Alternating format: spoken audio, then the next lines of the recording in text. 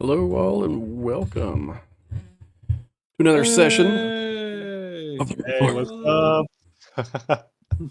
Nice to be here. Well, I'm sorry, what was that? Huh? Who what? Who was it that spoke Uh, this time? Excuse me. I, Oh man, I'm so sorry. I had something in my throat. knock, knock. Uh, I'm excited. I'm excited. Yes, same. Absolutely. Spio, this mic is amazing. Thank you so much for letting me use it. Holy crap. Word. I realized that voice that I just did, none of my other mics have been able to pick up. They always cut out that register. So I've have a register of like characters and voices that I have completely cut out over the past 2 years of playing online because I never had a mic to pick it up, and I just now I'm able to bring them to the table. Oh, Yeah. let's go. Well, if you see my DMs that I sent you about basically what we went over with the mic at the studio, that I think I added that point is that you won't have that cutting out like for your monsters and sound effects, so that'll be really nice for your Oh god, I'm so excited. for your assets to implement back in. I have to remember the ones that I was like, oh, I can't do that. I can't do that. I can't because it's like a slow learning process of doing it. And people are like, I didn't hear anything. Like, oh, well, get rid of that one. Get rid of that one. Anytime that you feel like you need to go like this, Yeah. never again. I know, right? It's like, okay, hold on. Let me get my freaking mic in here so they actually hear me. Excuse me. What's up, everyone? How are you guys doing? Yes. There you go. All right. Make sure I got everything in order here. We're doing inhale voices too, like.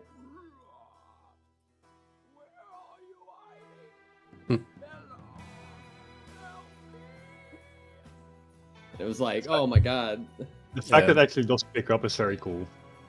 It's awesome. You might have to turn it up a little bit when you do that, but or get a little closer. Yeah. Like that? Was that Yeah. is that what everybody's here for? When you're trying to Just that sneak in all of screech? your phasmophobia ghost noises. Yeah. Oh. But yeah, pretty much. The reason I cover my mouth now is so you can't see like what I have to do to my face to make those sounds though. It's like I feel like it's like being Jim Carrey. Like I have to like animate so much. And now that I shaved my beard off, now you can tell what my lips are doing. Like, uh-oh. It's bad. All right. Well, everyone, today is session 4. Yeah, moving right along. Before we jump in, let's see. September, subscribers get a dice box. So, if They're fire. They're so good. If you want to subscribe or you got a Amazon Prime waiting for you and you're not using it, feel free to. We'll definitely accept it. Also, if you're not following already, go ahead and do that. We'd very much appreciate it. Let's see, some thanks here. Artists at Artlist that give me all this music that I wasted 30 minutes of everyone's time today just so we could have it. And am I forgetting anything else? I've been having questions lately and about the some of our assets during production. Okay. So our music and stuff comes from artlist.io, if I'm not mistaken. Correct. And then all of the art and design is created by the Mortal Woes team. And if that's something that anybody who's watching, if you'd like to introduce into your game, bring your imagination to life, that is something that we are available for. We're taking commissions for art and design, whether that be overlays, whether that be Characters, introduction videos, scenes, character arts, scenes, maps. maps, as well as the videos, like all of the intro videos for all of our series that we do. That's all created by our team, and you can check out in the link Character cards. or at You guys see those below? Mhm. Little slideshow. Oh yeah. Mm-hmm. Noray's Yep. peeking And then around the even corner. and then even like something like this, like a landing page, right, where you're able to click on multiple aspects of it and bring Oh, up here, all I'll different switch that types. over. Yeah, the character cards are super fun. Yeah. These are all things that are available for the design team over at the Mortal Woes. And so if you're interested in something like that, we check out our links. Come join the Discord, and we'd be more than happy to help you learn, create, play, and bring your imagination to life. All right, fantastic. Yeah, we do have some links below. We need to get the graphic design. We have the like battle map, D&D map Fiverr link below. Yeah, we need as well as we need to add those into our Stream character Elements. art and design. We have both. Okay, cool, I think. perfect. Well, maybe we don't have the other one, but they should be linked together. Okay. If not, we just there's the links down there. It's honestly, I mean, we've got a bunch of fun stuff. Even ads, GIFs for posting in your Discord. There's a lot of really fun stuff that the team does here that really can set your game apart and let your players kind of get a bit of an understanding of what they're going to get themselves into before joining your table. Or if you're a player and you want to show up with the coolest toys, like, oh, what's your character look like? And you just have like a fucking video. It's like, oh, like this. Or a GIF of your character. We also do animated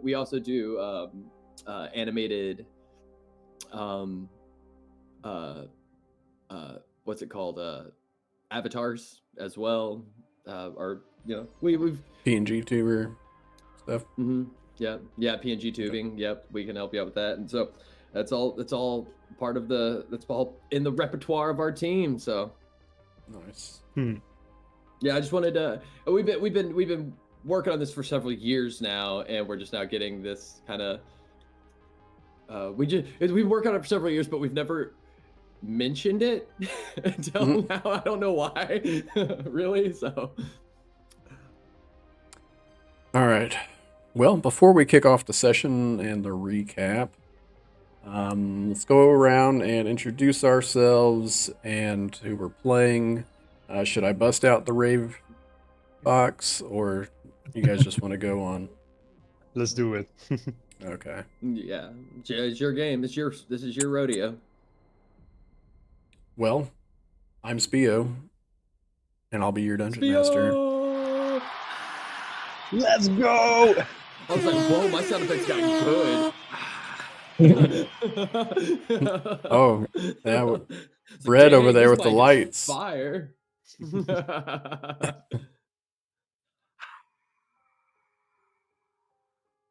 So what's up, guys? I'm Life, playing a couple of different games. You guys probably know me by now, but I will be playing Victor Whitefeather.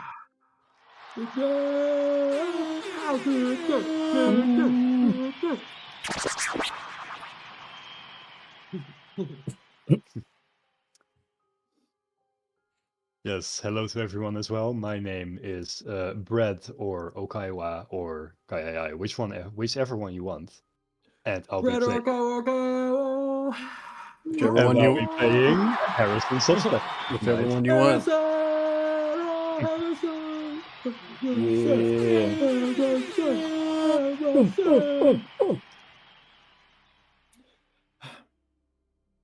Hi, I'm Garen playing Ron. He's playing Rowan. He's playing Rowan. Hello, everyone. Welcome. My name is Gear Duo, and I will be playing Rowan. Let's hit him again. Very nice, very nice. Oh, please, don't. And the crowd stays One silent. more. All right. That's enough. A little louder. And just to clarify here, can our players hear this? Yes. Whoa, hey. Okay. So that's definitely what Victor heard and saw coming around when the person came around the corner as he was going upstairs last session, but Didn't actually get to hear. My sound suppression was on, and apparently that makes it to Nuh-uh. where soundboards don't like you. So I didn't hear nothing. It was a stealthy rack. there you go. Which Freaking is stealthy racks, man. which like the whole point of racking one where you hear somebody coming upstairs but can't see them is to have so they hear it. Like that's the whole point. Yep. Yeah, or else it would already be in the chamber. Like it would already be racked in. You know what I mean? Like if you didn't want them to know, you would already have one ready to go. Exactly. All right. So last session. For everybody who's not in America, that's how that works. Yeah. Everybody in America's like, duh. Of course.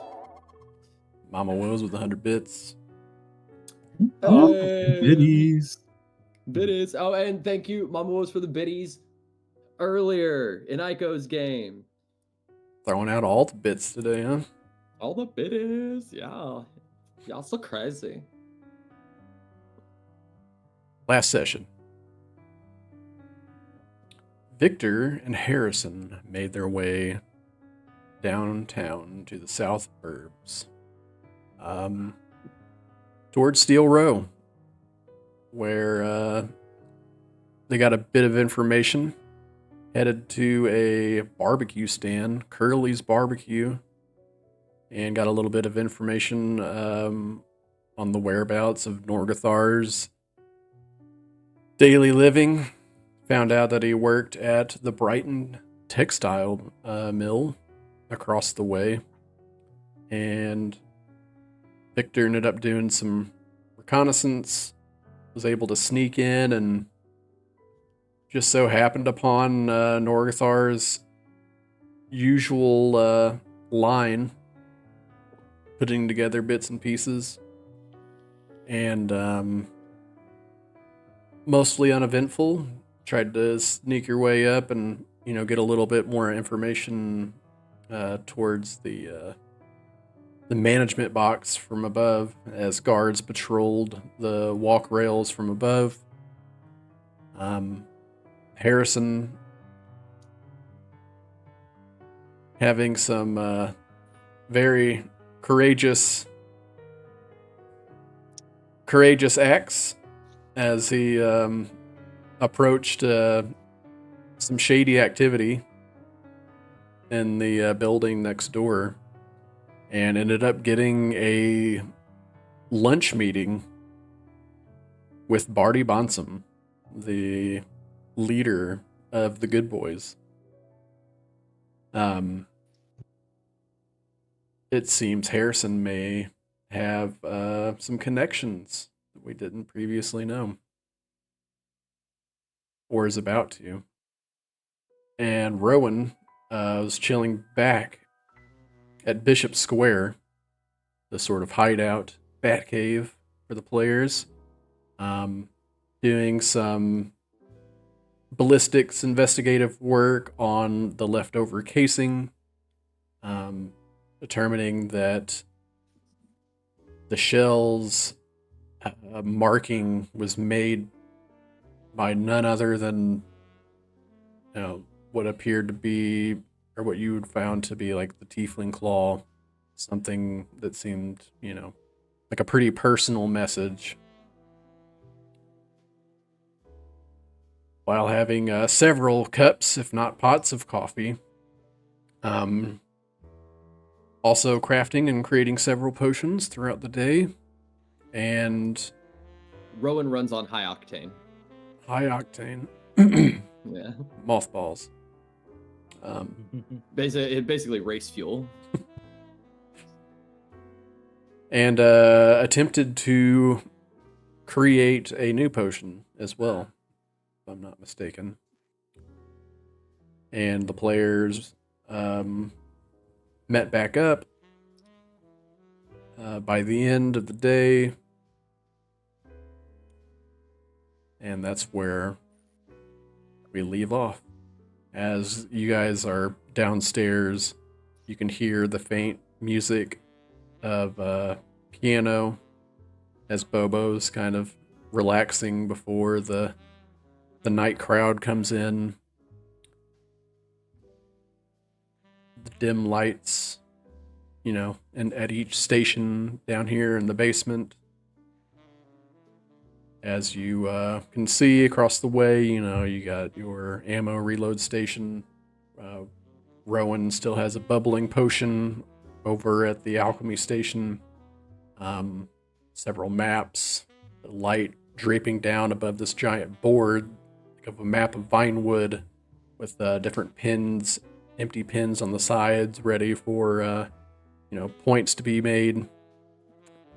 Rowan, you actually put a point up on one of them, right? I think you smacked a pin into the chemical plant, if I'm not mistaken. Yeah.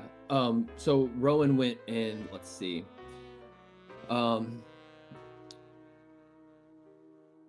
I have like a bag with the shell in there leading to the chemical plant.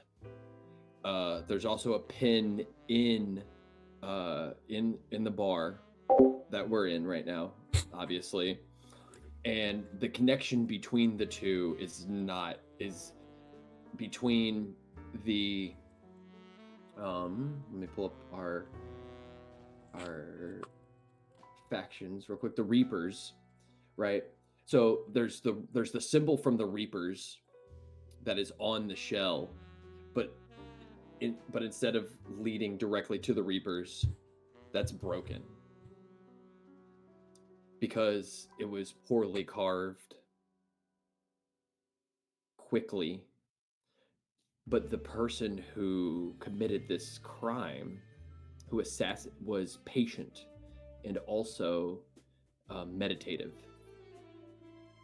So it seems like whoever carved this was either using their opposing hand to do it, hadn't carved it very many times, or potentially was holding the finger of a tiefling and using their nail to carve it instead. So it didn't seem like practiced and dexterous as somebody who would carefully carve this symbol into these shells. There's something there. There's like a broken link, and from that broken link, there is a trace chemical in the powder that's not typically in powder, and the only place that they use that chemical is at the factory. And now, coming from Harrison, or let's see, heavy metals in the gunpowder, poorly carved. Yeah. And so then it leads us to Harrison probably telling us about what he's seen. Yes, well, so me and Victor, we would have probably walked in back by now. Mhm. And the first thing that I'll be doing is I'll be walking over to Rowan, and I'll see what he's up to. As he's probably still very busy with all of his research. Yeah, he at the end of the last session we gave the big spiel, right? Like the been up all night. But it doesn't make any sense. It doesn't. It's not coming together. If it wasn't the Reapers, why would they want us to think it was? Who would want us to think that it was the Reapers? It had to be somebody. It'd have to be somebody who's willing to go up against the neutral grounds here, but who thinks it's important enough to do so but it's too important to know it was them. Doesn't want it to come back on them. Reapers know better than to start shit here. Where the good old boys are. I mean, the good old boys are ready at a moment's notice. They're looking for any reason to knock them out, right? Yes, that's what eludes me as well. It's like the moment that they committed this act of violence, they knew what they were getting into. It's like Well, they knew they were going to start a gang war, right? right. They know that the ground that they were on is a neutral zone for everyone. Doesn't matter who, doesn't matter which faction, whoever you belong to, this place is neutral. We do not use violence here. And they still decided to break that rule. So it would have to be, there has to be a motive behind it. There has to be a reason as to why they would do that. Well, yeah, they did, I think they did it because they want to frame the Reapers. But whoever's framing them either needs the Reapers to have done something so they can retaliate, or they need somebody to take the fall and not be found out. Yes. Well, The I mean, Reapers have been more intrusive lately than you may think, as I hold up my hand with the now busted stitches. God, son of a bitch. Gotta make a medicine check instead. What the? Yeah, go ahead. Wait, you were at the chemical plant? Oh my God. I put on gloves. Holy shit, dude. There's no telling what's in here. No, I wasn't at the chemical plant. I was at the textile plant. I was working with textiles. Still no telling what's in here, but it's fine. It's fine. Probably better than a chemical plant. All things considered. You know what they soak the textiles in, right? Don't tell him, you only scare him. All right. There you go. Oh no, what I get? A 6. What are you trying to discern with this check? Or what are you trying to do with it? Like, I'm just looking at his busted stitches and like what I should do. Like, if anything, it's like, oh shit, man, what did you touch? Yeah, for some reason, it's just gnarled. Like you see I've the severed never seen strands anything like of- this. and yeah, it's just a mess. The wound is just now gaping open. You can see, like, as he moves his fingers back and forth, like the lining on the inside slides back. Oh God. I actually know what that looks like. I've almost cut my fingers off on a couple different occasions. Yeah, me too. I know exactly what that looks like. Same here. When you move your fingers and stuff underneath your skin and meat is moving, it's pretty crazy. It's worse when it stops moving. That's the scary part. It's when you move your finger and nothing else is under it. You're like, uh-oh. I'll just look at the hand and I'll also just go like, Victor, actually, when did that happen? I wasn't there, I think, when that. How did you do that? I thought he fixed. There was a lot of work at the textile place, a lot of using my hands. But Did you pull a full shift? I had to. There was no way out. There were too many guards. Damn, What you were were you deep undercover. What were you doing? Well, I was out and about. Oh, Hey, look, actually, you're not speaking about nothing if you don't commit. You know, I mean, you're nothing if you don't commit. speaking about that, and I'll reach up to my back and I'll actually give him back his rifle since I'm probably still carrying it. That's Take a that back. very good point. Thank you. Don't touch anything. I'll grab the rifle. No. Just don't touch anything else. I'm Stop fine. using that hand. No, you're not. Well, I'll. You know what? Oh, you're fine. I'll just push the meat next to the wound. Oh, you're fine, huh? And I'll just, yeah. What was that for? Oh, jump. Do you do the thing where like your knees buckle a little? Oh shit! That. What do you mean? What's Change it colors, for? go ghost white. Oh fuck! I feel like you're gonna throw up. Because you touched something and it got into your body and it doesn't belong there and you don't know what it is and I don't know what it is, and you like both your hands, right? Well, of course, they're my shooting hands. My mama made them for me. All right. Well, if you want to keep it, all right, you're gonna have to stop touching shit. There's no fucking telling what's. Oh my god. But I will say, Yeah. outside of my hand, the Reapers want. As you're like waving it around. I don't want it to touch me either. The Reapers want Marlon dead. This is why this happened, because I refused to work with them on that. You're saying this? Why would they shoot? Why would they shoot Northstar if they wanted Marlon dead? Yeah. Don't ask me. Actually, circling back around a bit right now, right? We were talking about how somebody else is trying to set up the Reapers. You wouldn't suppose that the good boys are behind this. That would make for a very interesting lunch meeting I'll have with their boss, actually. Well, it wouldn't surprise me if. So, they like to do things a little bit behind the scenes. All right? More of a don't start, no won't be none, right? As do most of the factions, yes. They're typically doing bad things to bad people. So the good people who want to stop bad people kind of turn a blind eye or don't have the power to stop them. But the Reapers are established in a way that it would take an all-out war. Right, that's what I'm thinking. Because this just seems like a start to something bigger and more dangerous. I feel like we are at the start of what could essentially be an all-out war if we don't stop this. Like, if we don't just snip it at the bud.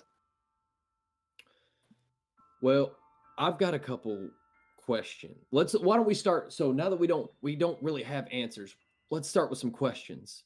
Right. And I'll take out a bit for the board. Who would want? Why Norgathar pinned to the board? Oh, obviously, was- Norgathar didn't have the money to be gambling over here. So we got to follow that trail on the money. Right, I feel like he was set as an example, if anything. Okay, so like, where did he get that much money to gamble away every night when he was working such a humble job? Exactly. Right, he must have made some sort of deal, struck an offer that he couldn't refuse, but also one that he couldn't pay back, which caused there to be a target on his head. Well, okay, and maybe we can find out more at his house. That might be a good place to start looking.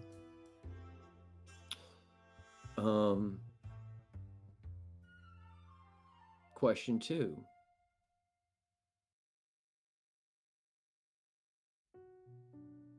Who has access to both firearms and these chemicals?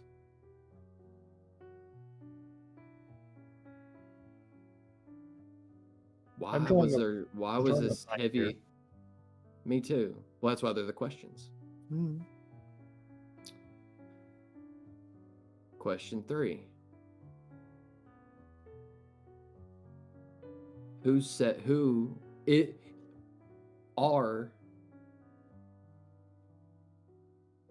Was it a setup by the good old boys? What do the good old boys how do they benefit from this? It would complicate things tremendously if that was the case. It'd make it pretty simple on their end. On All their out end, war on the yes. Reapers, and they get all their territory back. On my end, I'll need to really tiptoe around during that conversation.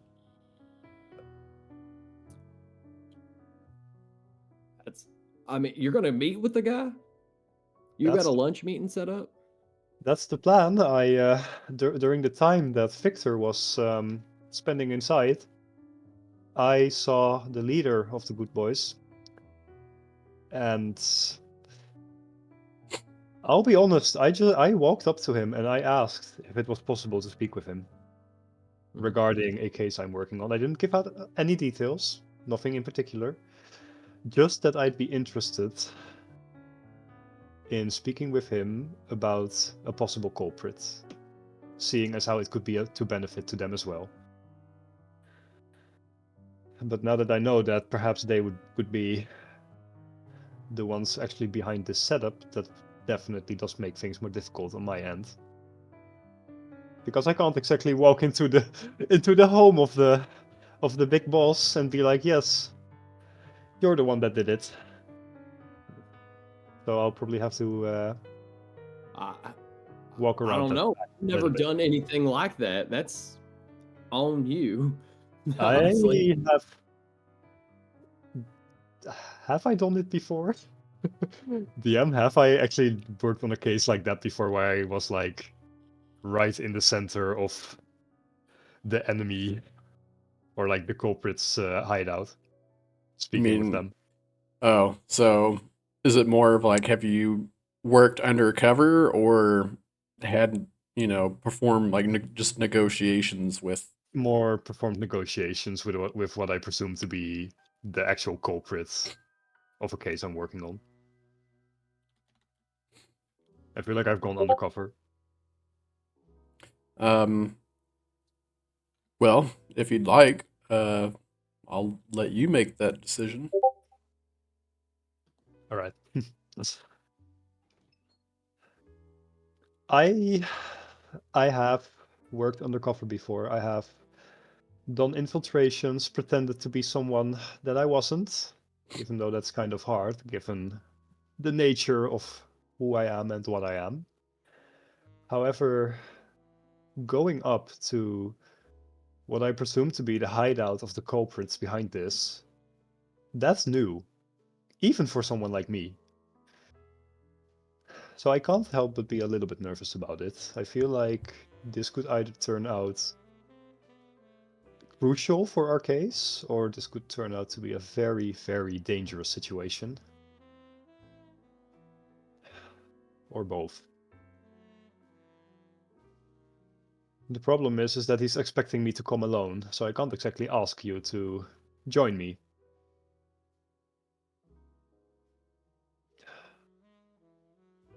I certainly put myself in a situation now. And as I say this, I just take a seat at like a nearby chair and I just kind of start like thinking like, oh, what am I going to do now?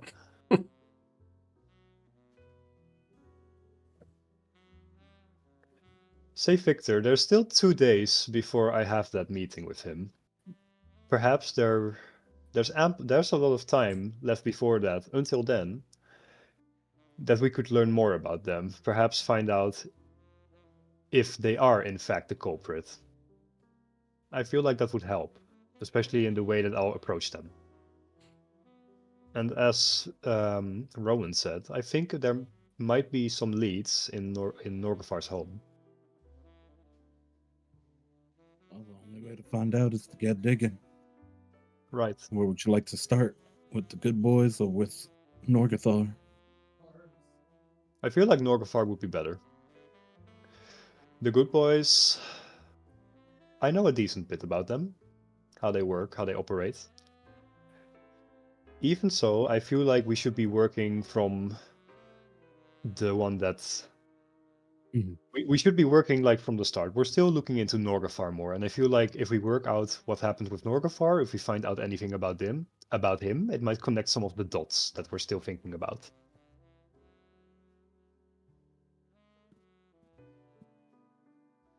So just for myself, what time was it about right now? Was it already like starting to get into the evening? Yeah.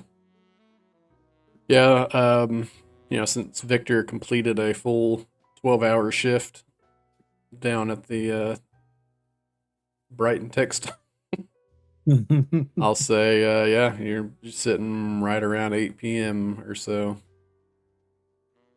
All right, so my proposal is that We head out there now. We try and find out what happened to him, anything we can at his house under the cover of the night.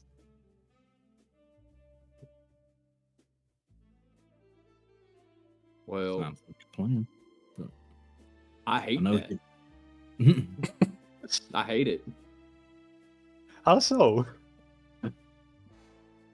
Break into somebody's house in the middle of the night? What, you'd rather do it in broad daylight?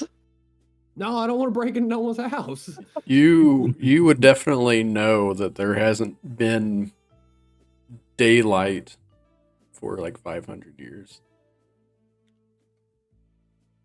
Oh yeah. Well, I mean, But the The expression's still there. light dusk. yeah. Just in case just in case the player's forgotten, you know. I know what I can do.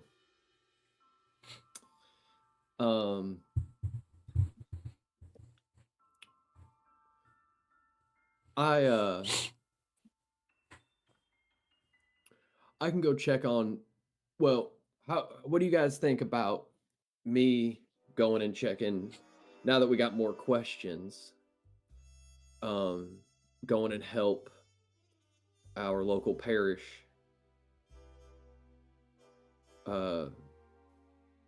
facilitate the services for Norgathar. I mean, I am a certified apothecary. I got good standings in with our local parish. Well, there's no body for any services for Norgathar. There's no body? Last you're familiar with is the detective that came by that did a favor for Marlin. They got rid of the body. Yes. They probably won't. Ooh, DM.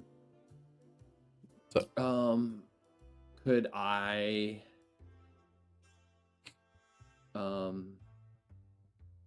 make a roll to see if I would know where they would dispose of the body? Or use a point of inspiration, perhaps to insert a bit of maybe some potential lore here, pertaining to the body of Norgathar, which might hold a few more answers for our questions. Sure. To do a proper autopsy, as well as services, funeral services, right? Like a coroner. Being as Rowan is in good standings with the Church of the Last Light.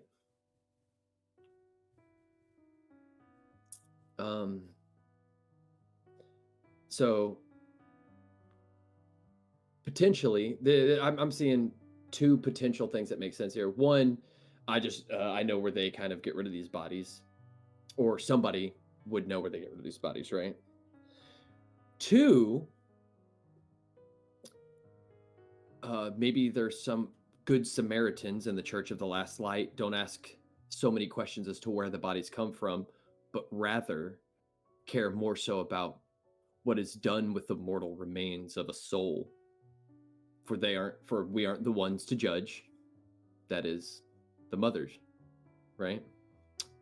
And she's the one who judges. We just do what is decent and necessary to ensure their kind of last rites. So bodies kind of showing up doesn't mean that there aren't good Samaritans within the church kind of having nameless kind of rites and services and placing them into hallowed grounds and whatnot.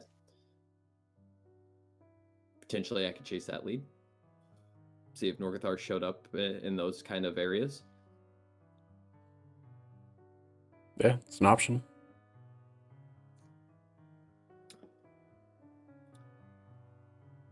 Okay. Well, I say all of that with a kind of backwoods accent to my friends and troublemakers. I mean, I'd feel more comfortable there, where I just don't foresee a whole lot of trouble happening that way. hell, and I wouldn't. I mean, what happens if if you guys, we all break in, and then somebody's like, "Hey, I'm gonna shoot you," and they just shoot me dead. Like, I I personally do not. Yeah, it's a possibility. It's a possibility. That's true. But personally, I think the chances of us being caught are very slim, especially under the cover of like a deep dark night. If we go at midnight, I don't think that the chances of us getting caught is very likely. Of course, if you'd rather we join you to the church, I wouldn't be opposed to it. Currently, what we need to I do is we mean, need to work together and we need to hey, if focus y'all want on. to go sit down at a service, I've been trying to get y'all to do that for months now. Of course. Victor, what do you think? Let's be the We can even tiebreaker. go to like a Tuesday. We go to like a Tuesday service, I mean, not a whole lot of people, you know what I mean? You don't got to tithe or nothing. It's fine. I mean, just come on in. I don't know if the church is necessarily my scene, but if you're thinking there may be some leads there, I'm willing to follow. Right. What?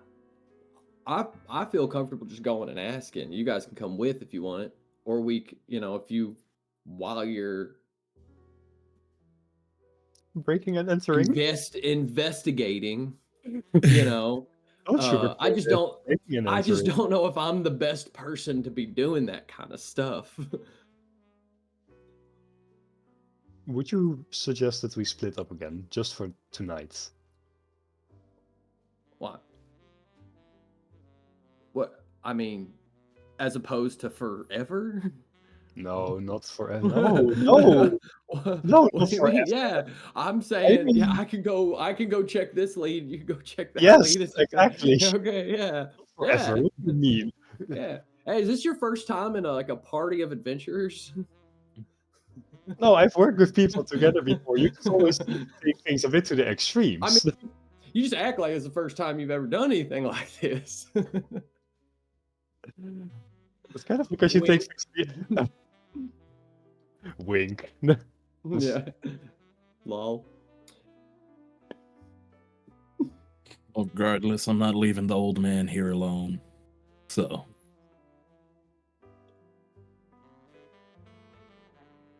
All right. Then I'll go to Norcafar's house. I'll go and see what I can find. I mean, y'all should go together in case something happens. I don't think I'm just gonna go talk to my friends at like the local coroner, the church, maybe the CSI team, maybe down at the detective or the law enforcement. Mm-hmm. I could trade a little work maybe for some answers. Like I don't foresee a lot of crazy shit happening. Y'all might need to be together in case somebody's trying to. Maybe there are answers there and somebody doesn't want you to find them. That is a possibility. It is. That's exactly though what does make it seem kind of worth our while to at least check it out. Mm-hmm. I think it's a good thing. Unless you want me to go. I'll turn and like knock over a glass. Oh shit! Oh shit! I'll just like stare at the glass. I'll stare back at you. I won't force you to go if you do not want to. If you're more comfortable with going towards the places you're more familiar with, perhaps you can find answers there. Any information that can point us to a possible lead is valuable to have. Yeah. Divide and conquer, I believe, is one of the proverbs. Indeed.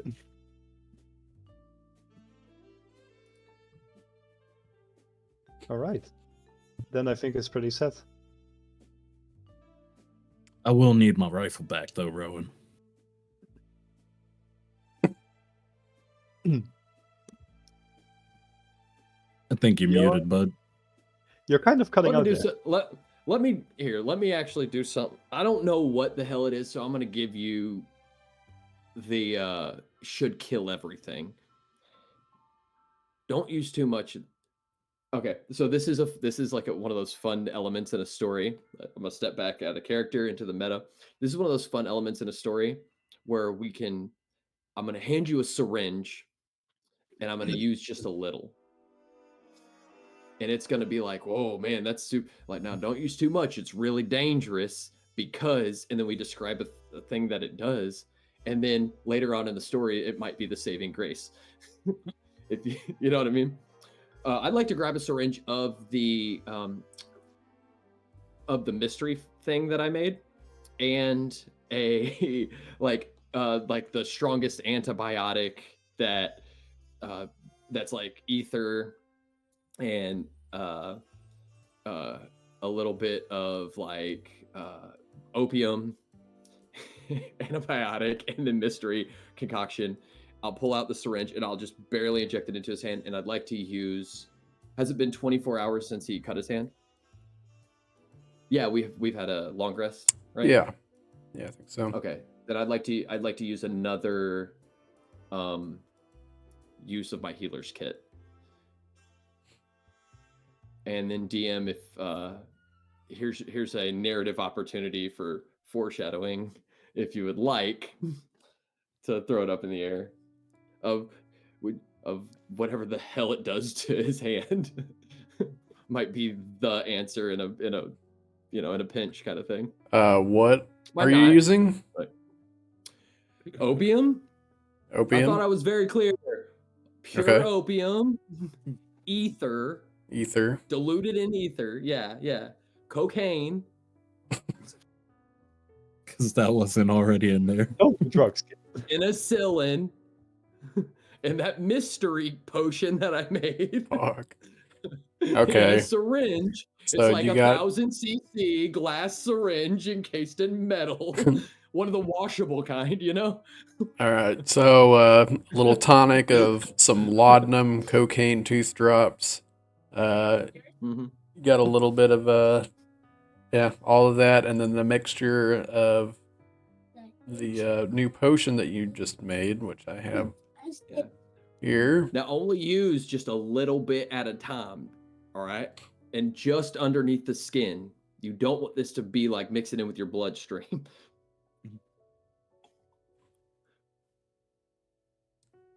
I mean, seriously, man, it'd blow your heart up or freaking kill you. This shit's dangerous.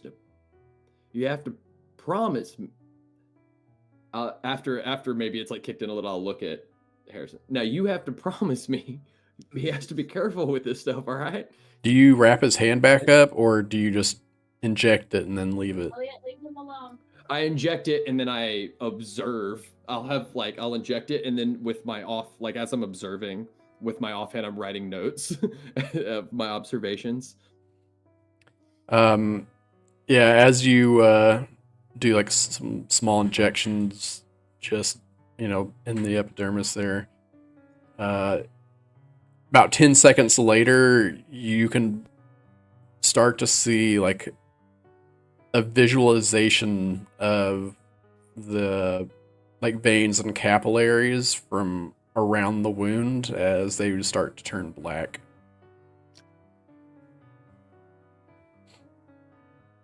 Could I make a medicine check? With well? the amount of opium and cocaine, you don't feel anything really. It feels pretty numb, almost, actually. What are you trying to make a medicine check for?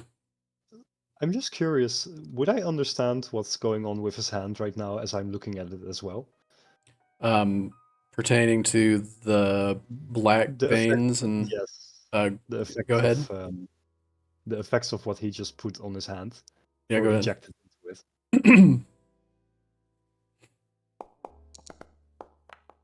Not a clue.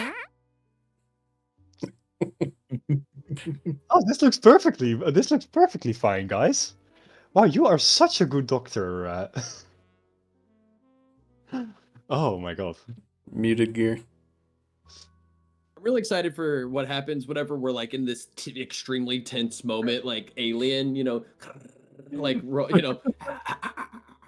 all up your face, and he rolls it out one time. Like, really keep us. Yeah, I need to figure out what I need to figure out what mod that is so I can turn it off. It's pretty hilarious though. It is super funny, yeah. Roll for your life.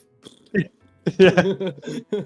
I will say, like, after seeing the effects of the injection, Rowan, I mean, you definitely know that there are many routes of administration. So, yeah, which may all or of may them, not be the correct one that you chose. Yeah, and of all of them, only do this one, only when necessary. All right, so like if all of that yellow stuff starts to come out of your hand again, as well as some of that like red kind of meaty, like bubbly, if that, almost looks like intestine, but it's kind of a little knotty. If that starts to come out of your hand, right, and all that yellow stuff and all those black veins, like it was before I got to it, can't believe you worked 12 hours on this thing. The hell, man. Oh, like, can you move each finger individually for me, or? Oh yeah, see right there. See, that's the problem. Yep, that's it. Okay. So if it doesn't get better than that and only worse, then you can put a little bit under the skin, not into the meat, and only to this line. And you can see there's like probably 20 or 30 doses in this syringe. Never more than that, and don't get it into your bloodstream. As he's explaining this, you want to keep it localized. Yeah. Got it directly into the bloodstream. Oh God! I take the syringe and hand it to Harrison. Here, you fucking take this. Right. Yes, directly into the hat. Yeah. Listen, I don't want to have to cut his hand off. I understand. I'll make sure he gets the treatment he needs for sure. But as he was explaining this, I'll have walked over to the place I was resting and sleeping, and I'll start gathering some supplies for my quote unquote investigation. A big mustache, some glasses. Indeed. DM, I was wondering if it was possible. Do I have that? I hope I have that. I don't think I have that. I don't have a disguise kit. Never mind. Ooh. Well, then there goes that plan.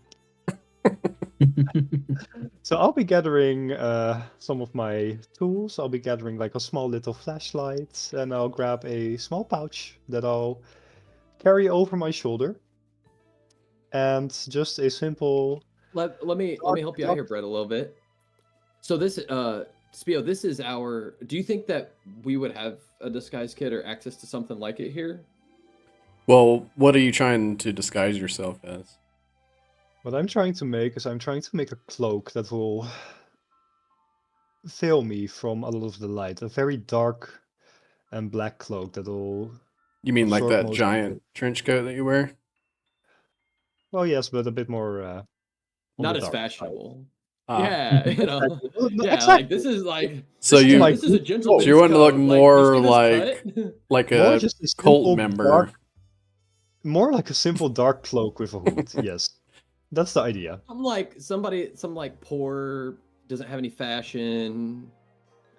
And then who do you point at?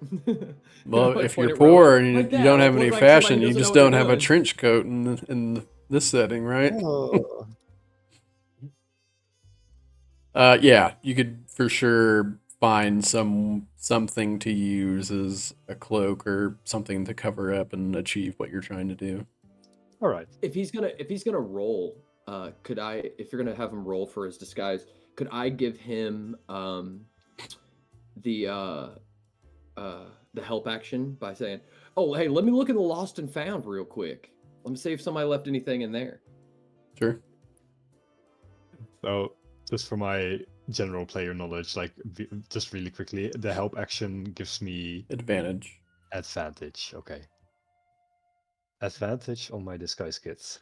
Yeah. All Yeah. Do you right. think anything? You think any of this might work? And I'll just start pulling stuff out of the.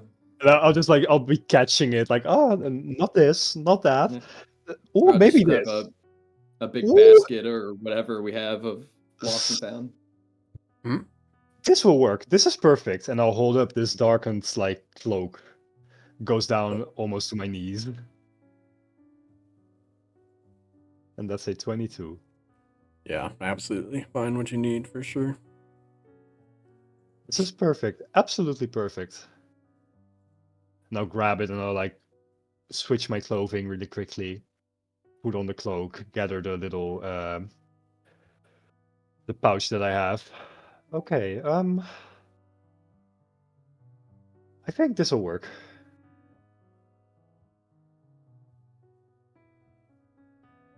All right. My Harrison can't help but kind of smile a little bit. It's been a very long time since I've done something this exciting. It's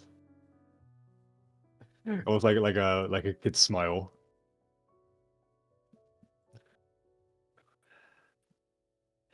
Say, Victor, were you going to join me on this, or is this going to be just me? Well, I ain't leaving you alone, old man. What if you get into danger? I've escaped way worse situations. Although I would appreciate the help. I got your back. Don't worry. I'll be there. I appreciate it. I do. Now, Rowan, give me my damn rifle. All right, man. Damn. Just careful with that stuff I Dang, gave you, man. man. It might make you irritable.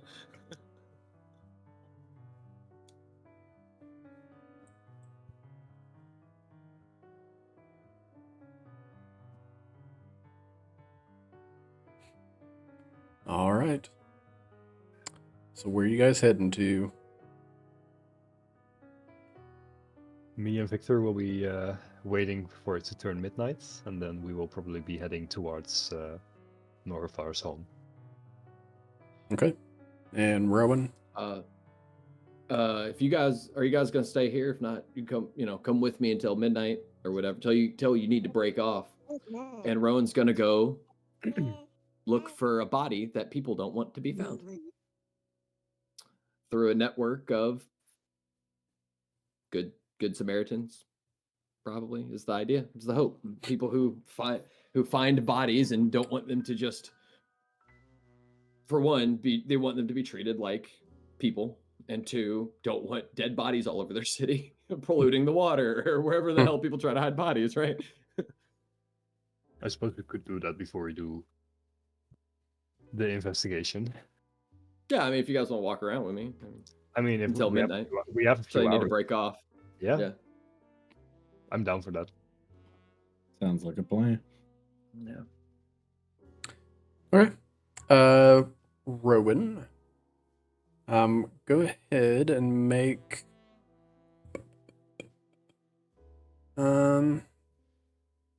make an intelligence check with advantage for me. All right. Let's see. An intelligence check with advantage.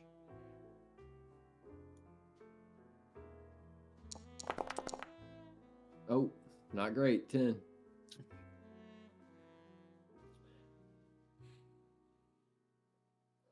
All right.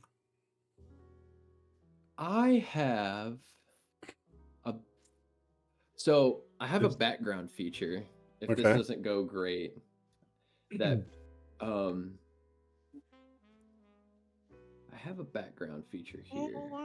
You post it, Um or I can, unless you don't want to post them. Well,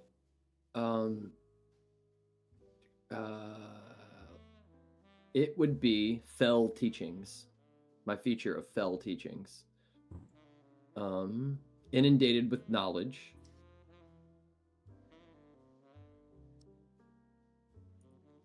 The basic commandments and of the esoteric secrets.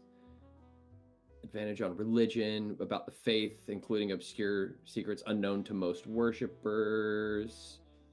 The secrets might be seeds of conspiracy, myth of legendary heroes, true meanings, locations of artifacts. There's all that, right? But I think we didn't really lean too hard into that. We really leaned more into the fact that I just kind of was a part, like, I would just, you know, be one of the good old boys, basically, right?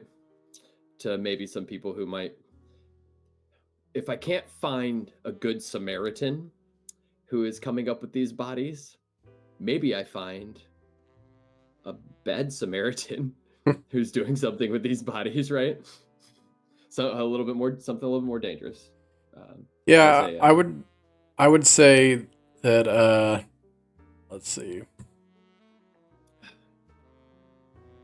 With the 6, you wouldn't know a whole lot of the specifics about it, or you can't recall currently. But there's usually a couple of places, and one is like you said, they'll do some things at the church if they're planning on like burying him or having a ceremony.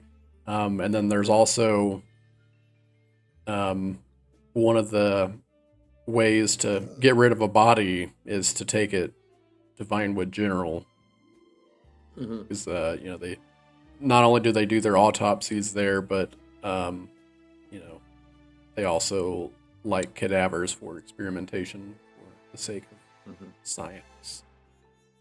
Yeah, it's not unnamed. Yeah, I mean, and they take an opportunity for the better,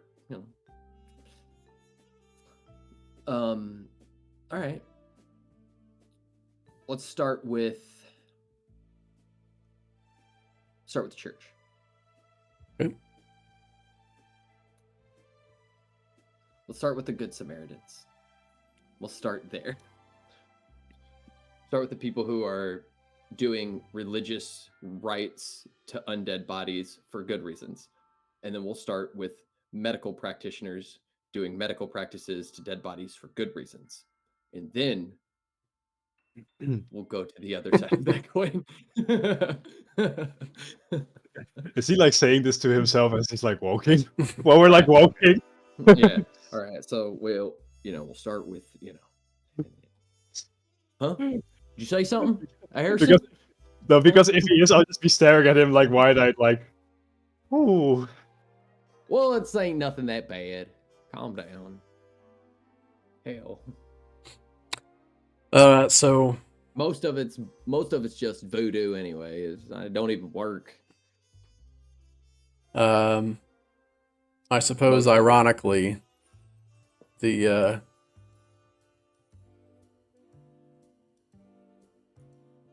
first lunar chapel of Vinewood is actually just across the street from Vinewood General. Oh. That wasn't that bad.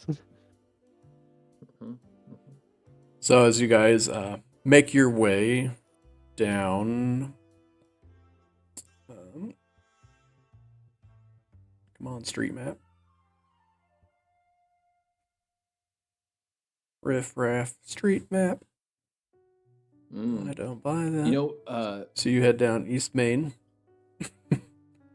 And I just clicked on the regular map and then tried to click on Vinewood, and the Vinewood map didn't open. So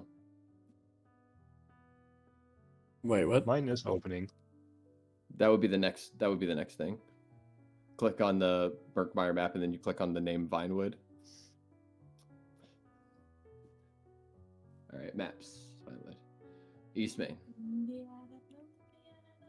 Yeah, does that help? Well, maybe. So yeah, the main street that cuts through the middle of Vinewood, which would be right across the street, number 6, which is Vinewood General. Okay.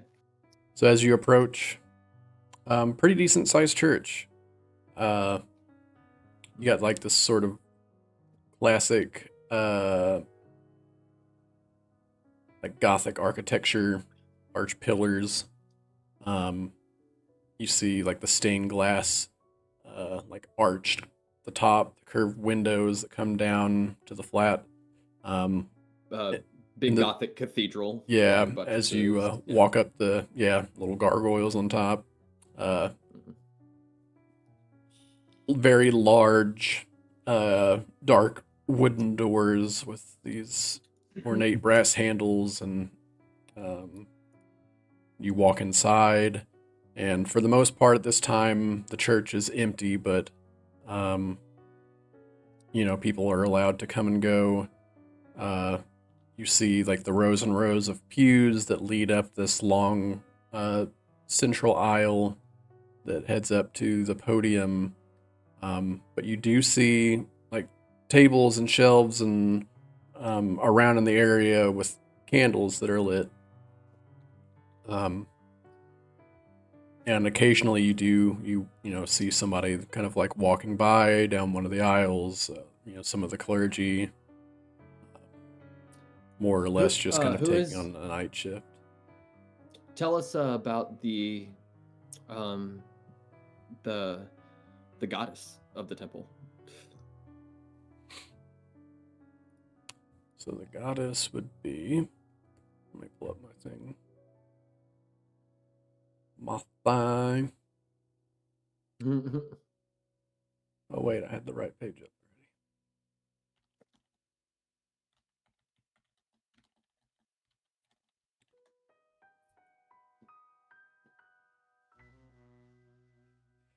So this is one of many churches under the umbrella of the Church of the Last Light. They are moon worshippers. They're all about the lunar cycles that govern fate and destiny, and the followers seek to harness the moon's power for guidance and hope. And oddly enough, as the sort of last light, that keeps the darkness at bay, sort of. The only light that seems to break through, through the perpetual darkness. So, those who fear the darkness seek the only light that's left.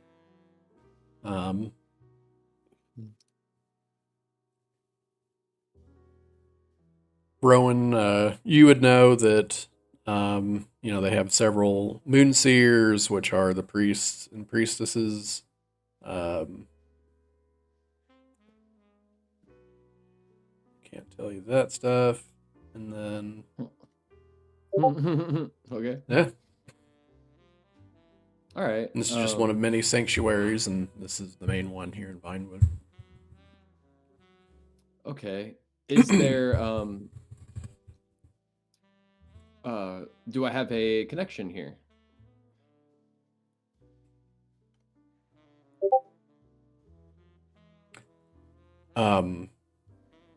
Does Rowan frequent here?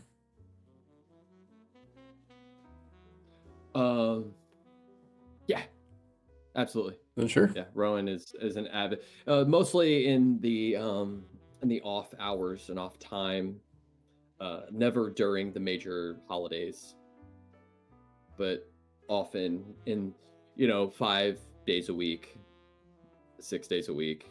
Rowan at least stops by for an hour or so to because Rowan's a coroner, an apothecary, and a physician. He often provides his services to the people through the church, and so this would be one of the he would be known here, but it would be through the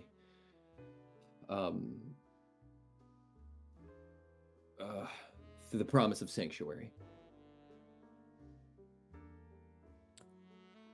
Yeah, and as you step in with Harrison and Victor, um, someone stops to turn as they're walking down, and Rowan, Hmm. late night. Right. Yeah. Um, well, I don't sleep much anyway. As brother Stan comes walking up, like the uh, pale white garb, and you see like this amulet of the moon coming down around his neck, about to his chest, and hood kind of pulled back, hands together, like inside of the long draping sleeves. Is there something you wish to talk about this evening? Something troubling you? I was hoping that maybe I could have a little bit of communion, if that would be all right. Well, of course. The lady is always welcoming. Where I'll pull out a couple bucks for each, and just kind of when they why don't y'all sit down and just take in the beauty of this place, and if somebody hands you a plate, put that in it. I'm gonna go confess, as it were. I take a seat with my feet kicked up. No sort of decency for the church. Mm-hmm. And I'll be just walking around, taking in all of the scenes. You said there were like a lot of lit candles, right? I guess at the altar. Yeah. So you have like the altar up front, which has like these very long candlesticks with huge candles, all lit. And then off to the side, like to the left and the right, there are both like these long altar like slabs and tables that are just completely covered in candles. And each one of them in the center has a shrine of the moon goddess.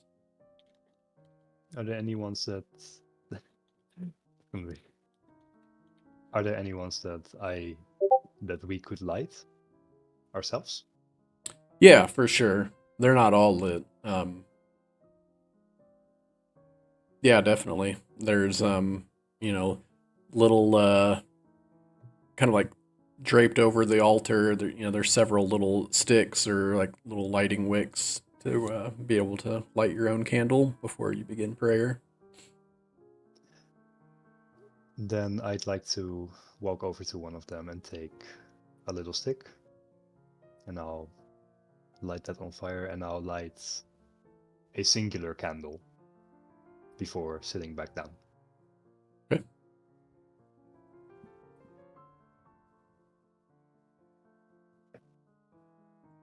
And then I'll just take a seat next to Victor. Just still taking in my surroundings. I haven't really frequented a lot of these churches, but I have to say they are beautiful every time that I do come back here. A bunch of colored glass and stone walls. That's all it is. Well, I still have to admire the craftsmanship of everything. You're not a very religious person, are you? Me? No, not at all. That's okay. I myself don't consider myself particularly religious either, but I can't help but admire the beauty of this place.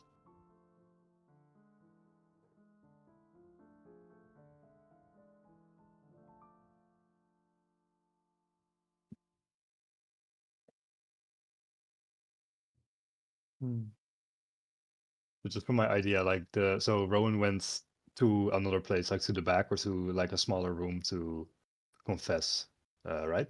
Yes. To do some prayer. Yeah. Hmm. I'm thinking like a box, like a confessional booth, basically. Yeah. Right. Right. Is what I had in mind, but And yeah, so the camera pans over to like this sort of cross-hatched screen that separates, and the board slides open, and you can kind of like see a faint view of Brother Stan as he sits on the other side.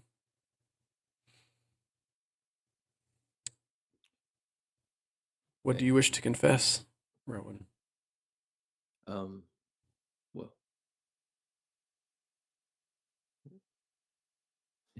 I'll I'll say a little scripture. In her twilight glow, the weary find solace before the dark, brother. That they do. Um,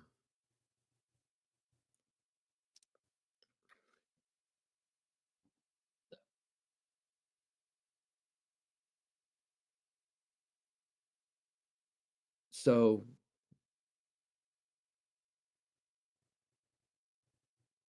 Yes. somebody died.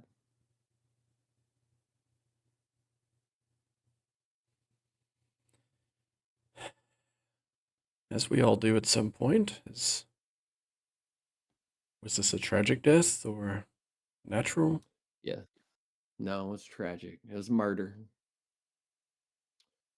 But it was at the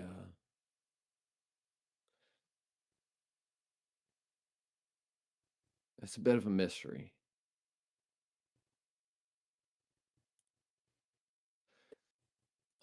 Seems to be that way around here in most cases. Right. But as it is known, the last light is her gift, a bridge between the seen and the unseen, brother. I'm curious if you've come across anyone who has been unnamed for rights. More than the usual, just helping, of course. But to but I have he might have a few answers so we could figure out what's wrong. Rowan, you know that I can't share that information with you, of course. It is But sacred.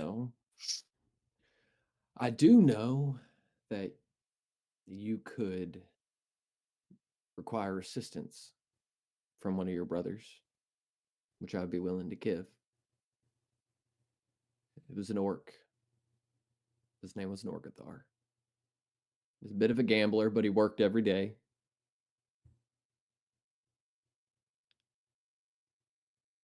And I think he didn't die because of something he did.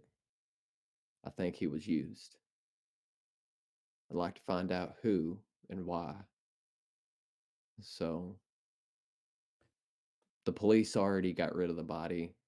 He may have come across to you unnamed. I would like to name, if at the very least I could help name him for for the mother. And at the best I could find out who did it and why so they don't do it to anyone else. But what do you really plan on doing with this information? Me? Well,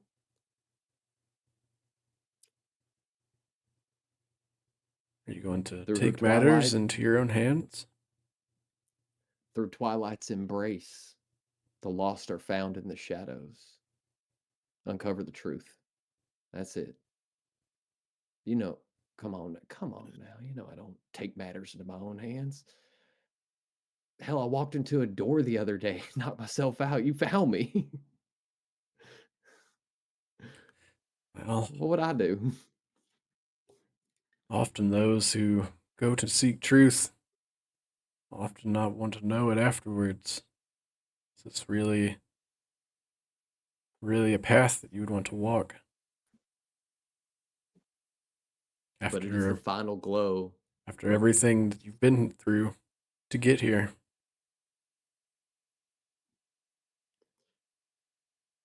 It is the final glow where endings become beginnings.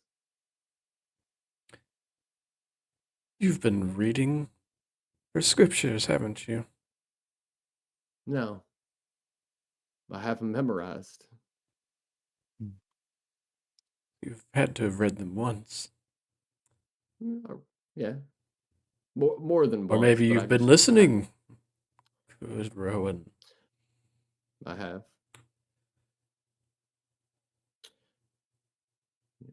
Have you heard anything? Or do you need some help?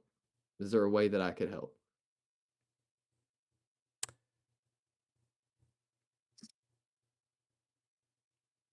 We have heard something.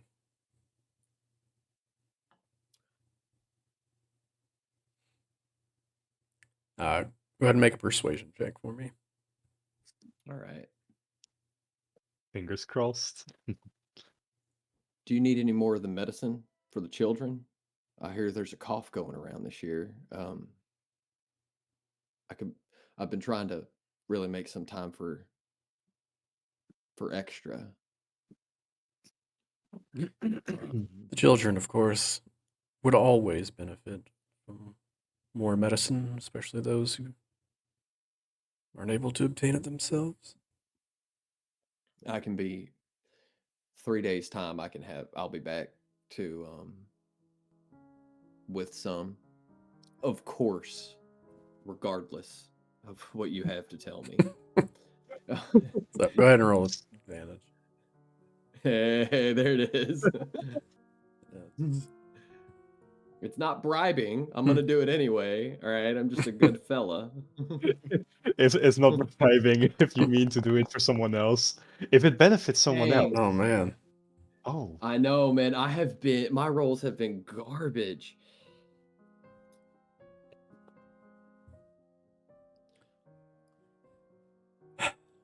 Well, He's gonna call me out on trying to bribe him, isn't he? yeah. I'm about to get in trouble. Sin of greed. a little heavy-handed, Rowan. You know Our Lady sees right through that. Forgive me. But I'm afraid that's all I can really share with you. But we do look forward to seeing some of your treatments for the children. Absolutely. Absolutely. Right after the service. As Of always. course. Now, was there anything that you wanted to confess? Oh, that'll be it. I'll open the door. Damn. You just you see Brother Stan steps out. Like Victor and Harrison, you guys look over at Brother Stan, just like raising one eyebrow, kind of watching Rowan as he walks away, kind of giving him maybe a mild stink face, but All right, come on, let's go. That's right. Oh, we're leaving already? Mhm. Right. Find anything interesting out? As we're still inside the church, I'll just say, the night becomes a sacred veil of dreams. The silence speaks louder than words. No, just not now understand. As we're walking out, though, I'll take one last glance at the little candle that I lit before heading out again together with them.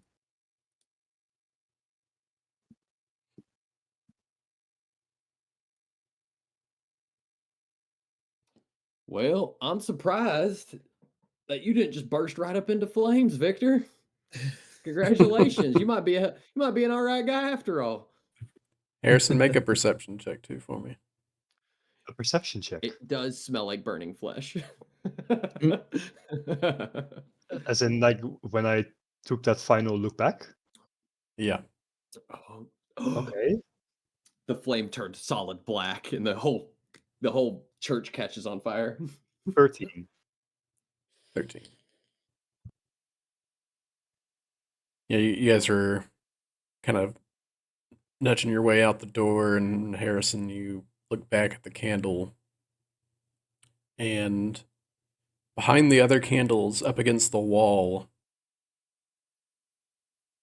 you think that you see or get a glimpse of a face amongst the shadows being reflected on the stone wall.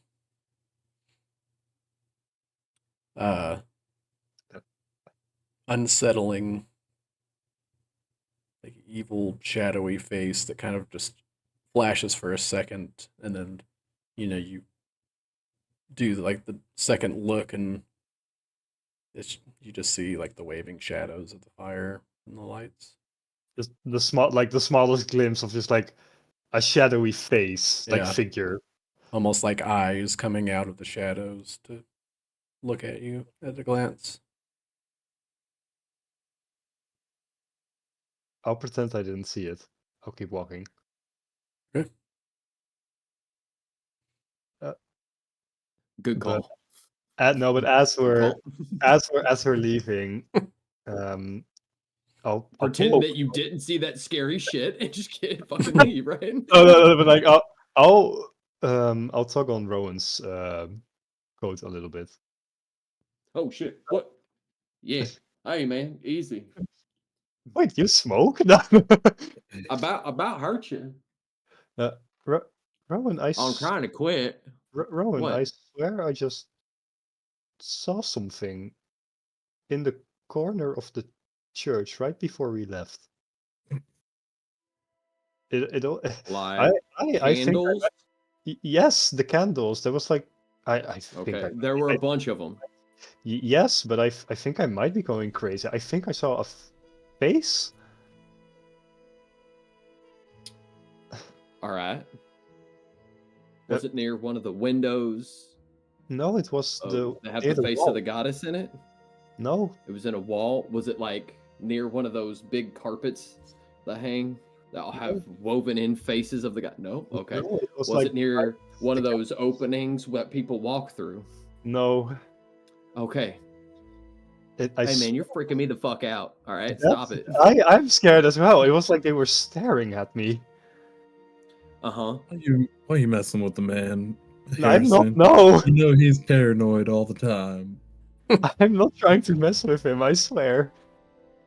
I look. It was while you were talking, I lit a candle. Okay. I knew. Mm-hmm. And right before we left, I looked back, and it was almost like I saw someone staring back at me from behind the candle I lit. Well, That sounds even dumber now that I say it out loud, but no, it's a third of crescents under the hunter's light. The third of crescents in the hunter's light. In Twilight's final embrace, she weaves together the last light of day with the mysteries of the night. Her radiant presence, both a farewell to the sun and a welcome to the stars above. Yeah, they're flowery and pretty. This is a place where things that aren't anymore and things that are going to be meet. I suppose that's right. So you wouldn't be the only one to see somebody or something. It's a you might be chosen. It's a vision. You've been gifted. Oh, I Did hope you so. pay did you pay your alms? Did you put money in the alms box? I don't have money on me right now. I'm still paying back. What about that I'm $5 I gave you before I went in the I did I Still in your used that pocket. for lunch. I gave it to you right now, like 10 minutes Now? ago. Wait, Lunch, right yeah, now? Did you right give me before you money? lit the candle. What, Victor? What about you? You ain't still got that $5 I gave you, do you? No. I totally put it in. Oh, did you give me? Oh, I must. Oh, ooh. Harrison, roll an intelligence check. This is straight intelligence. Yeah. Okay. Listen, it could just be it's probably a gift from the mother, is what it is. She's showing you what you need to I rolled see. her ass. Oh my god. She's Yeah. Harrison, at your old often age, things seem to be slipping more and more frequently. Where did I put it? You gave it to me? I'm sorry, Rowan. I just can't seem to find it. hell, I guess it's all right. Listen, it's probably she just showing you something that isn't anymore and that is yet to be, I which is mysterious and the only thing that can it's like a single point of light, right? You know, light's an actual thing. Yeah, I was reading this guy's studies. It's crazy. Light is physical thing, but the only reason that we know it exists is because we absorb it into our eyeball when it touches us and it ceases to exist, or else it would go on forever. you know You've been I revealed something that isn't anymore what it was. It's that moment because when you see it and then you go to tell me it no longer exists, but it's as I real to you as actually seeing it, right? And it's a mysterious vision from a goddess. Like, a lot of people think that you hear people preaching about they think they got it figured out, but we're people, not gods.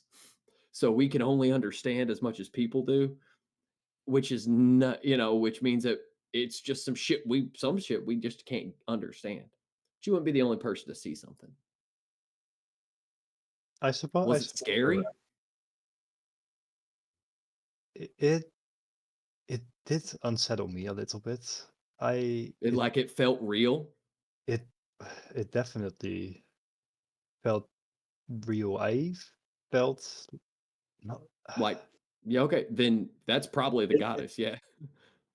I hope not, because if what I felt was the goddess, then the goddess is not happy with me. What That you felt it is the felt human understanding of witnessing a god's power, which is it, fucking it felt like terrifying, it bro. felt like it That's held scary, that. yeah. It It's felt fucking like it held scary. malice, Rowan. I hope that that's not the goddess. I might not be the most. That might I just might be the not be the most closest thing religious to your so that's the person. closest feeling that you can experience to what they were trying to tell you. I hope not, because I lit that You candle do in very, very good conscience. I lit that candle like as a uh-huh. vulnerable moment for me right there. I hope that me doing that didn't anger her in some way. Well, if she was mad at you, she just have fucking killed you right there, probably, right? Bolt of lightning or something? I mean, I'd expect Victor to happen, like you said. I expect that to Like, happen to catch Victor. on fire? Well, if it was Victor, she'd have took her time for sure. Yeah, Yeah, I agree. like catch on fire, get struck by a bolt of lightning, get randomly just drop that the moment he stepped foot into the place. She doesn't. So obviously, you walk into her house, and she doesn't want you dead. She wants you to know that something about what you just did harbors malice. I hope not. I did what I did. Hope. You know what they say? You know what they say about hope? Hope in one hand, shit in the other, and you see which one fills up faster. I figure that proverb out. Let's go to the hospital. Yeah. Let's keep going. See if you can fucking unravel that one. I hold in both my hands and I just stare at them while we're walking. Okay. Yeah, let's continue our search. Why are you looking at your hands? Well, like you Are said, you imagining what I think Yes. you're imagining in one of those hands yeah. right now? I That's am. gross, man. That's gross. It's just a turn of phrase. As you guys walk outside, you do hear a loud train whistle from across the town. Oh shit. Hell. They kind of like, faintly, you can definitely hear it from the distance, the echoes kind of sweep through the city streets a little bit, as it normally does. And as you look across the street, you see Vinewood General. It's this old hospital. It's been there for a while, and kind of with the like dim moonlight up against it, you just see this like hulking, weathered brick building that looked like it was probably pretty grand at one point for its time, but just over the years, it's just been marred with like layers of grime, and you see the hospital sign out front. It was once like these bold and clear lettering, but now it kind of hangs askew a little bit, and the lettering's obscured, the paint's sort of peeling. Yeah, occasionally you see like some of the lights flicker, and just varying rooms with these like large, tall windows where you can kind of like faintly see in almost some of the rooms below. Don't let it fool you. This Place place, it's looks still, haunted. yeah, but definitely that's the first thing. Is just for my information, is this place like still being used, or is this like completely? It's being No, used. this is the biggest hospital. Yeah. It's like the only hospital in No, this it's place. still, but it's Yeah. so it's like completely like it just looks haunted and left behind. It's still being used. Well, so a hospital, yeah. The reason it looks haunted is because it probably is. It's probably, yeah, fair enough. Well, I mean, think about it. How long has Vinewood's been around for a while, right? But it didn't get big until the conflict. And well, one of the reasons that the borders are drawn where they are, Vinewood just happens to be real close to the edge of that, is because of this hospital and that church. If you're able to fill people with hope and keep them from dying, you typically win a lot more than you lose. But the ones you lose are often lost to the hope and troubled, or succumb victim to their wounds. I'll like gesture back and forth between the church and the hospital that are right across from each other, which typically when the largest buildings in a town are the church and the hospital, and they're right across from each other, it's not because it was a prosperous time of industry. Like, do you live in a new city that was built on a highway, a business highway? Yeah, the hospital and the church aren't the town. You live in a Civil War town? Turns out the hospital and the church are right across from each other at the town center, right? And then it's like the courthouse and then the gas station, right? And the grocery. Well, I mean, look, as long as you don't end up over there, and I'll just point to like the darkest corner, the darkest wing, like the trees which is the psych wing. Yeah, the psych as long wing. as you don't end up in there, you're gonna be all right. I promise you. Well, I'd rather just completely not step foot in here, but I don't really think we have a choice. I dislike. It's hey, it's all also right. It's look, it's about that time that y'all go on, slip off into the night. I'll go talk to the people I know here. Is it already midnight? Oh, thank God! I don't have to go in there. Okay, thank you. Oh, Is it You know, time I to was go break thinking, in? Oh my God! Is it already time to go sneak off and break into a house? Oh, Thank perfect. God! I think that any day over going into this place. Oh, I was Anything already to like avoid the stealing my hospital. nerves like way too much. Yeah, yeah. You know, I was a little worried about you too with the way you were talking. You speak too loudly about that in here. The wrong person gets a hold of you. I don't know that they'll ever let you come back out. Yeah, I figured I must seem like an absolute lunatic for even imagining the fact that I saw like a evil demonic face staring at me through candlelight. But These freaking psychoanalysts are the lunatics. I can't believe they call that shit a science. It ain't been around for but 20 years. They call themselves doctors. It's like it's a. I mean, come on. well, in any case, Victor, let's go. I'd rather not spend more time here. Medicine, apothecary. Now that's a science. Just be Psychoanalyst careful what you bullshit. say to these people. You don't know Yes. who's looking. Exactly. In any, yeah, like Victor said, do take care, Rowan. I do. Let's make sure that we all get out of this safely. It's cool. I'm gonna go walk into this scary fucking building all by myself. I'll see y'all later. And as he I'm gonna says go that, walk into this. Yeah. Yeah. And can you believe it? They locked somebody off from talking to themselves just the other day. It's getting worse and worse. All right, bye. So Rowan heads into Vinewood General as he, kind of like walks up to the steps into the main lobby. You guys turn your way and make your way back down towards Steel Row.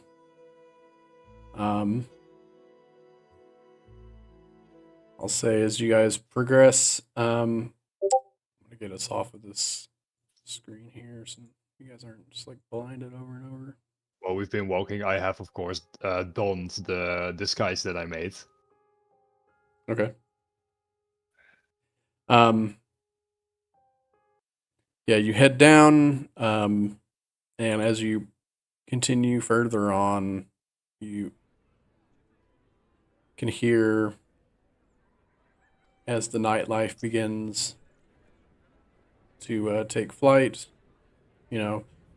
People basically change clothes and are sneaking their ways to buildings like behind locked doors where you can hear like the faint sound of music playing in other speakeasies across Vinewood, and you get back down there and you find yourself on Steel Row again.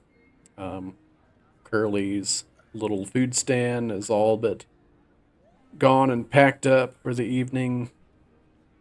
And there down the way, you see the apartment building that Curly had pointed out to you previously.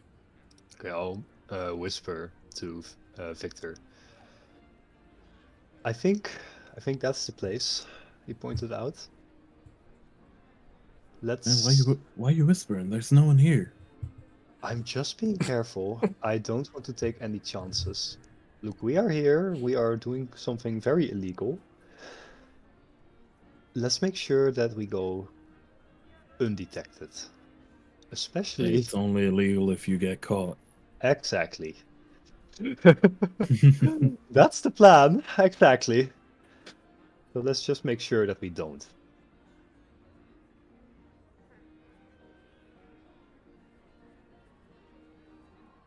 All right, let's see if we can figure out which apartment he was in.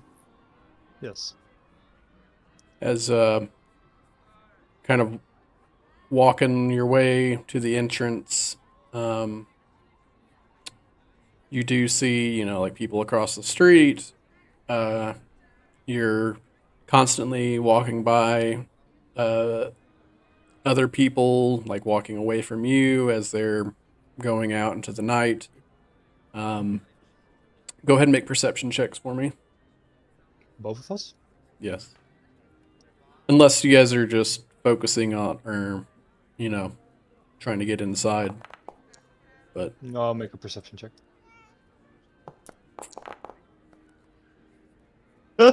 Oh, we are so good. okay. Yeah. So typically, Very- you see, just people are just out and about.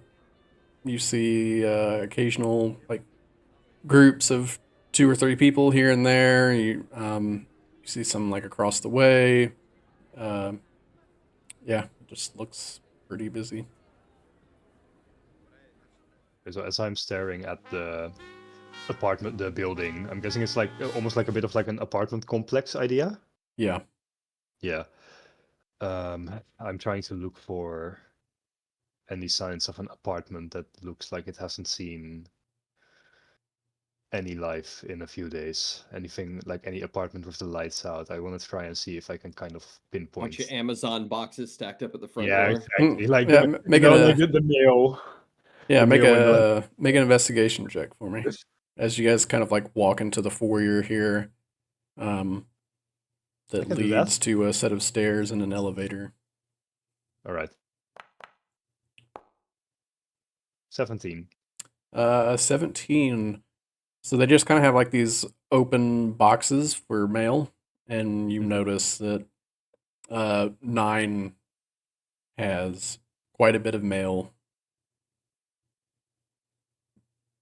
You see, like, box 3 and 5 both have like 1 or 2 letters or correspondence, and box 9 just seems to have quite a bit more than everything else. Light out one of the letters from box 9 and see whose name is on it. Yeah, you pull one out and it's That's a directly federal crime. yeah, you see North Not if you written don't on get it. caught. All right. So you said we see that it's Norgathar's name on it. Yeah. I'll slide the letter back in. Looks like we're going up to apartment 9. This is his place. All right. Okay. What kind? You didn't even check who it was. I'm getting a bit. We're doing an investigation. No, We could take all the letters later, Yes. but right now we don't want to be carrying stuff that's going to be making noise, Exactly. rustling papers in our Ooh, pocket. I'm getting a bit of cold feet here. It's been a very long time since I've done something. Are you nervous? I'm nervous. Take All a right. breath. Oh yes, very. You guys take the And stairs as or I the say this- elevator? What? Sorry. Okay. Moving slowly, we take the stairs. Yes, we are taking. Yes, we are not going to make noise. Like I'm trying to be as silent as possible here. Okay. Yeah, if you guys are trying to like be completely sneaky, you gotta make stealth checks for me. For sure. Let's see, the one thing I'm supposed to be good at. Same here. So let's hope this works out. Fine. Good roll, please. Oh. Okay, 27, 17. Yeah, you guys feel like you are being very quiet, All right. and nobody seems to be around to hear currently. So I'm guessing that the front door is locked still. So you guys get out. Maybe. Get out on the second level, and where the floor that apartment 9's on, or no, let's say the third level, and you get up there. Yeah, you walk up to the door and it's locked. Okay. I just want to make sure that there's still nobody around us, right? Just me and Victor right now, looking around. Like as it seems like right now. Yeah, you look Okay. look around. You don't see anybody besides you and Victor. Victor, I'm going to do something that's even more illegal than what we just did. And I'm going to take out looking at somebody else's mill. I'm going to take out a pair of Not taking it, tools. not opening it, just like looking I mean- at it and reading the name on it. Ooh, calm down. No, just, I mean, like just the fact that we're like breaking, entering. I'm going to take out a pair of thieves' tools and I'm going to try and pick the lock of Okay. the front door. Oh, it's okay. How many years has it been since I've done this? 20, no, like 10 years, I think. We just do it anyway. Let's go. Nice. Yeah, you And I'll like be whispering to Victor, like, it's been so, like, as I'm like picking the lock, like, it's been so long since I've done this. I don't know if I'm still even like good at it. It's been, but muscle memory, am I right? And as I'm saying this, yeah, it slides in and like almost instantaneous unlocks. oh, Almost looks like he Oh. did it by accident, but he's just oh, really good at it. Almost like you know how a Slim Jim for a car door? So it's not Yeah, like he I- puts 2 picks into a lock or whatever. He bypasses the locked door by Yeah, like your just standard move, lock. just like he puts like a piece of wire, like a piece of bar into the door jamb and just bends the door jamb out a little bit and slides the door. Oh. It's not even he didn't pick the tumblers. No, it's just like even I look a little bit surprised, like as of like how easily this like opens, and I'll just look at Victor and I'll just look back and I'll go like, I can still do it. Keep Oh, keep it down. You're too loud. sorry. I'm just surprised that this went so easily. It's been like 10 years since I've done something like this. And you as I said, broke into the lock of one of the cheapest apartment complexes in the city. Thank you, telepathic Rowan. That's what Rowan would say to me. Are you hearing Rowan's voice? Do we need to take you into the hospital? Yeah, I think I'm really going insane now. Oh, anyway, I like take out the lock and I'll like gently open the door, and I'll take out the little the flashlight I took, and I'll like I'll like turn it on, and I'll start like looking with the flashlight, like what I see. You walk in and there's actually lights on.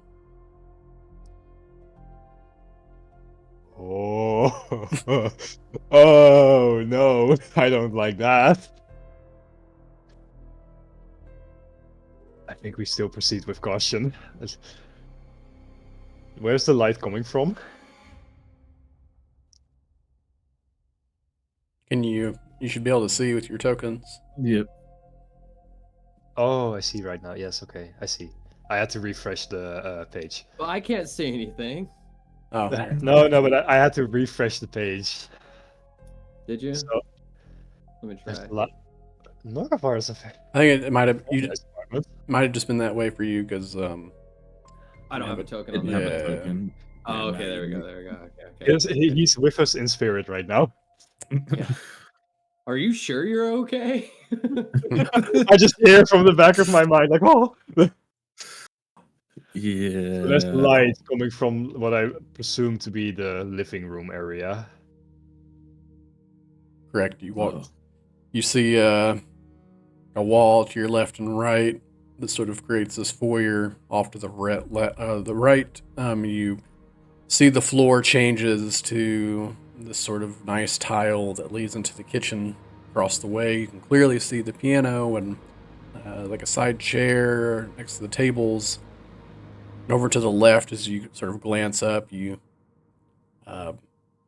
see the light active by the tables.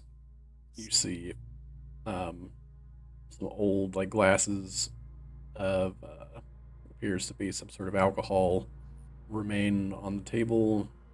One glass that's actually completely full, and like 2 other empty glasses that haven't been touched.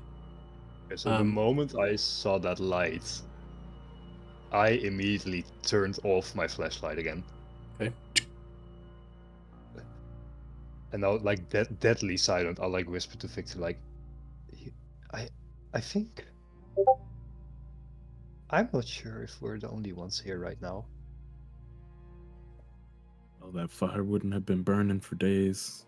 There's got to be someone keeping it up. As I slowly ready my rifle in my arms.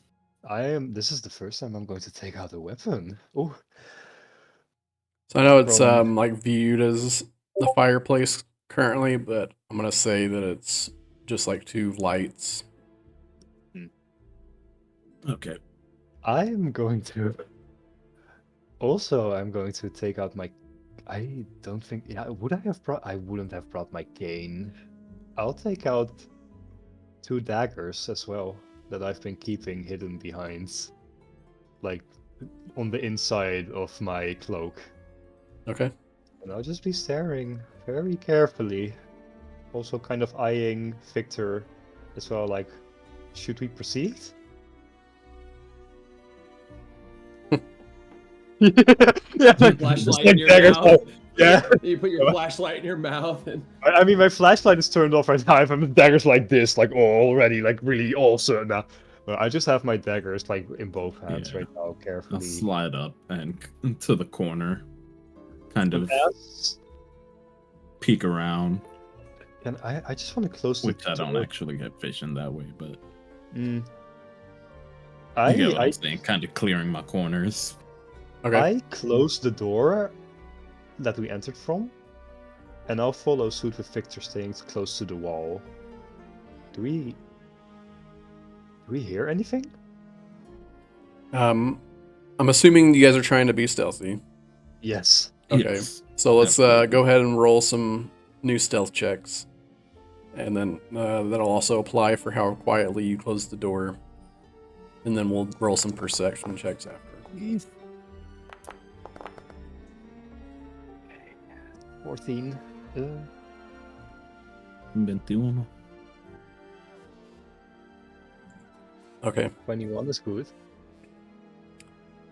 Yeah. Just a small little as the door kind of secures shut with the knob. And yeah, otherwise, you guys feel like you sound pretty quiet. Go ahead and make perception checks for me. As you're kind of looking around, trying to peek around, taking your corners here. You got a natural 20. Hey, you already know.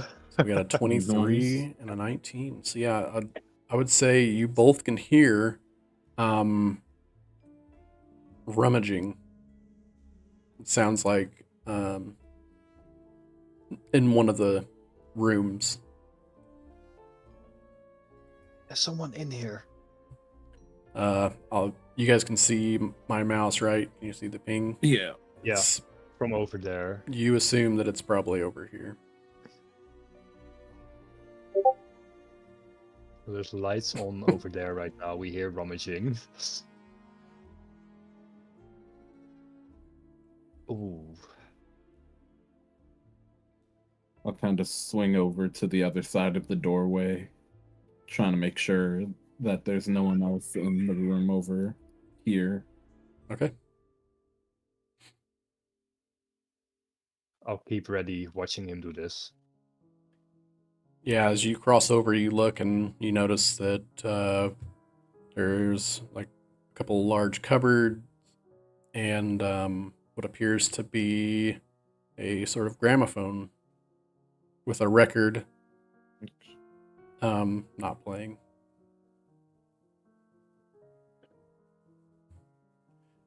As you look across the room, you see, these are just large windows. Jesus. I'll follow suit and I'll also make the little dash over towards the other side of the door. Good. Yeah, we gotta keep quiet. If there's someone here that could be dangerous, we don't know what we're getting into here. Sounds like somebody's like taking stuff and throwing it, like they're, ransacking the place. Where is it? It's somewhere in here. I know it. Where did he hide it? Well, we need to get a look at what we're dealing with. Is it one person? I think it's just him. Harrison, as you look down this way, you see a statue. It looks very fiendish in nature. And as you Wow, kind of like like that. stare into the face of it, you see the shadowy face that you saw in the church. Oh no! Like the statue itself looks like the face I saw, or I see the literal like shadowy face on the statue. The statue looks like the shadowy face that you saw. Do I recognize the statue itself? Like, You can make a religion check if you'd like. oh yeah. What's that, Gear? I see you talking over there. There's no time. Why are you trying to figure out who the fuck this guy is? You're breaking and entering, and there's somebody in here. What are you doing Because here? I see a Get your shit demonic together. Because I see a demonic face that I literally just like. It's not going anywhere, okay? There's a human It's being not going in here. anywhere. Yes, I know. But like it's like a second glance as I just like roll Harrison thinks over. this is the most important thing to figure out right now. It takes a You're second. a liability. You're a liability. You should have went to the hospital. If I were to go to the hospital, I think I'd have a panic attack. Victor, I'm sorry. I'm sorry that I sent him with you. I really am. Oh, like you would have known better. Do you have? Well, I didn't go. You don't have proficiency. I knew I would have been in. I knew I'd have fucked up and did some shit like this. Since you don't have proficiency, I'm gonna say that with your 19, you're not 100% sure, like what it's exactly a statue of, but you know that there's 9 of them or 10 different kinds, and you think it's one of them. And at that point, you hear something shatter within the room as bits and pieces kind of like slide across the floor. And you hear a few more groans. And at that point, you see a figure steps around the corner.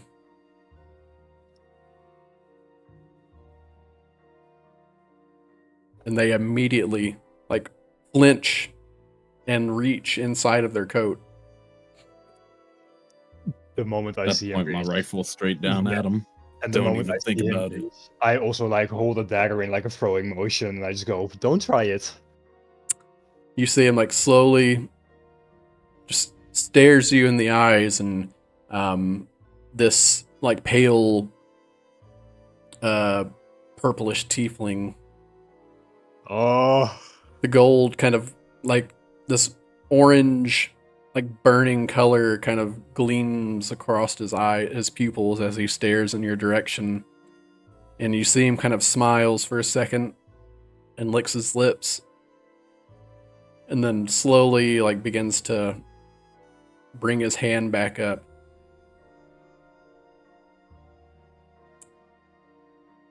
Well, I recognize him. Oh, I would recognize him, wouldn't I? come on, guys. Let's just talk. Uh-huh. I'm talking.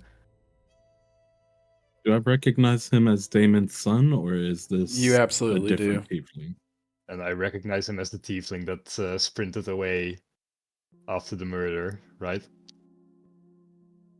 I would say that would be a pretty good stretch. Okay. Okay. At least like it's a purple color tiefling. Yeah. Looking similar to. All right. What in the hell are you doing here? I could ask you the same question. You know your father's not going to be happy about this, right? Well, let's say it's a little side project of mine. I think he'll understand. I'm just kind of eyeing Victor, like, oh, he knows him.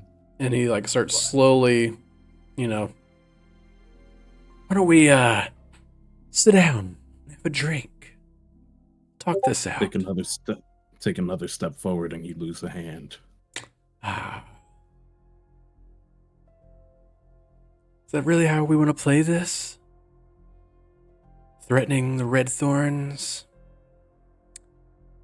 Come on, Victor. I thought we were pals. You know him? Unfortunately.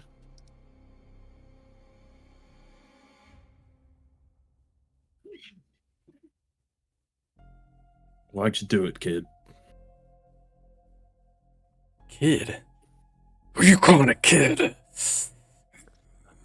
And you just hear like black shadows kind of like billow out from him as it just seems like he got really ticked off. I don't have to explain myself to you. I think with current situations, you may have to.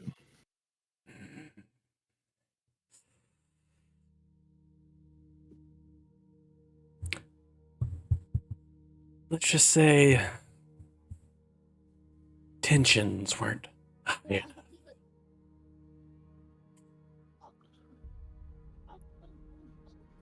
Little spark, if you will.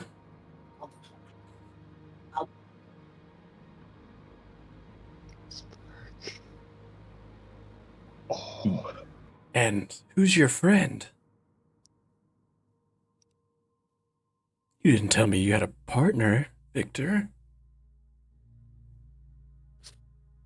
You know I normally work alone on these things, but... You gonna turn me down, but work with him? I'm still like kind of eyeing him up and down. You can blame your father for that, as I kind of open and close my hand. Yeah.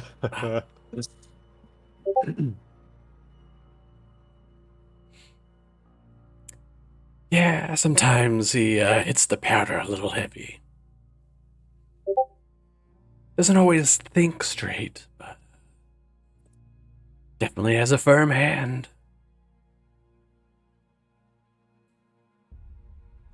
So what are we doing from here?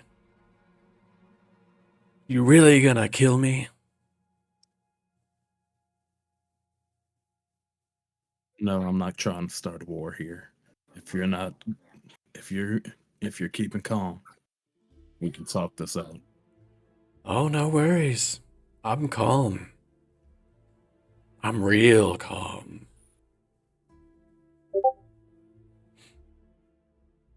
So, are you looking for it too?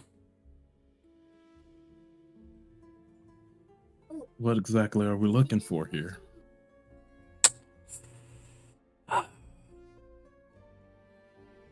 You spilled a little too much there. By your answer, you have no idea. Perfect. You definitely know this. The Damon's son is named Lucius, Lucius. Gotcha. Ooh. but you could also call him Kid if you like pissing him If you off. want to make him angry again? I think I like the idea of pissing him off a bit. If you're trying to fight, yeah. If you're trying to fight, call him I'm Kid. not trying to fight. Oh. So I'll tell you what. You let me go, and I won't tell my father about this.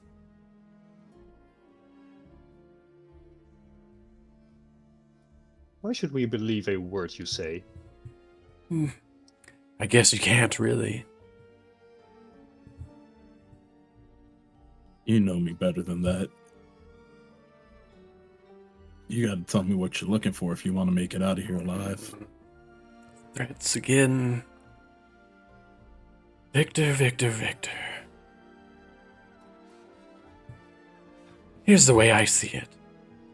You can either let me go, or be looking over the shoulder for the rest of your life.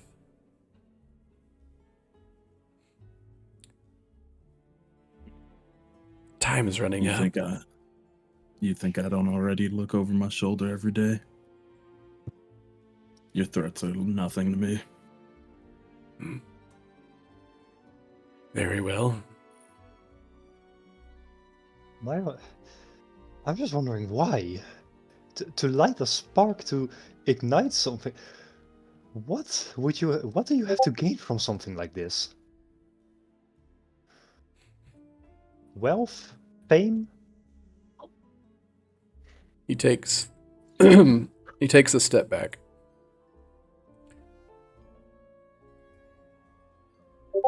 Look, what's your name again? I'm not gonna give my name. I'm not giving my name here. I just stare at him. Rabbit.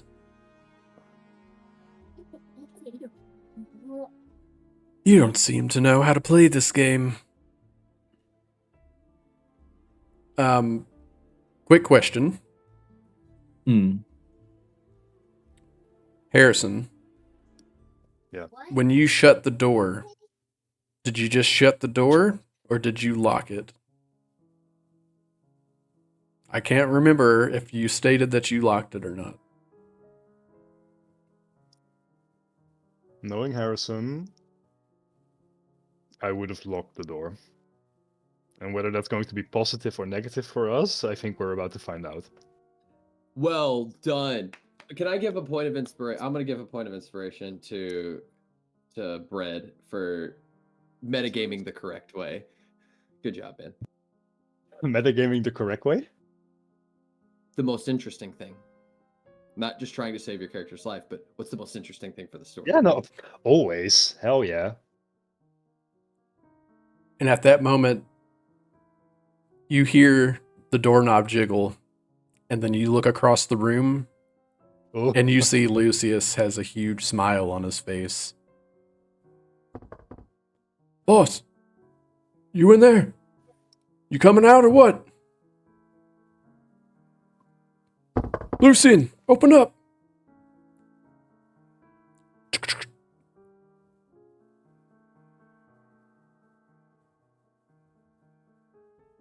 Open it. And at that second, door opens, kicked in, like almost off the hinges, and you see two figures step in, both with shotguns.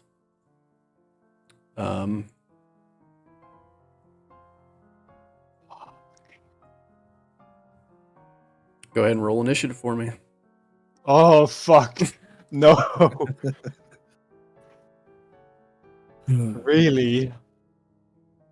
Now? As they both step in, and you hear the iconic, Shit. We heard it that time. Yes, we did. Why are they running around with with an unloaded shotgun? Anyway, what terrible henchmen. because it doesn't sound as cool. Yeah, classic henchmen. Okay, perfect. Henchmen are yeah.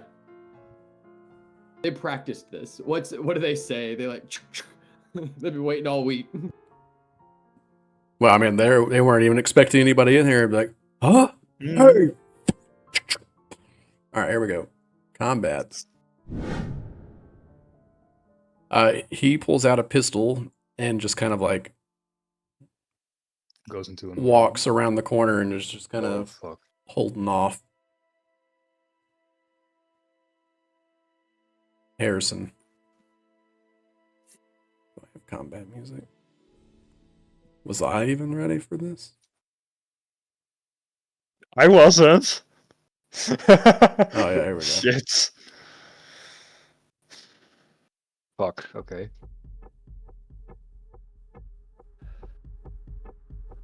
Seeing as how they just broke down the door, I of course instantly feel that surge of adrenaline. This has been a long time since something like this has happened to me.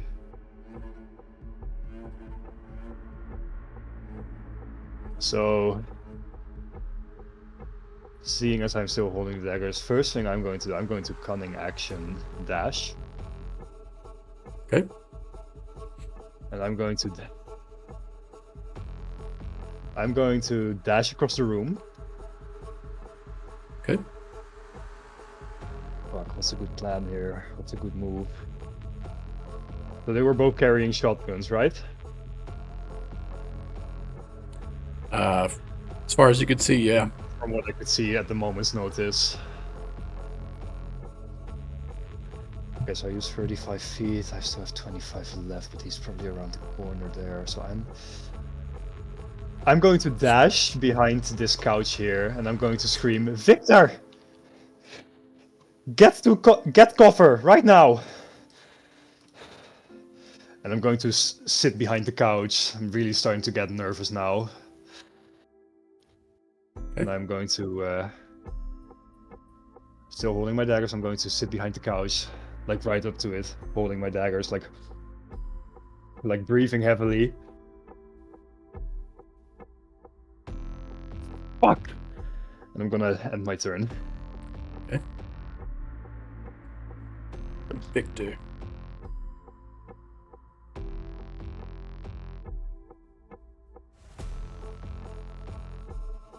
You sure you guys want to do it this way?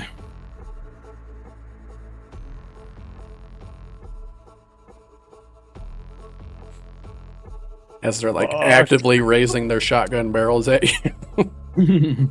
Fuck, dude. Really? Shit.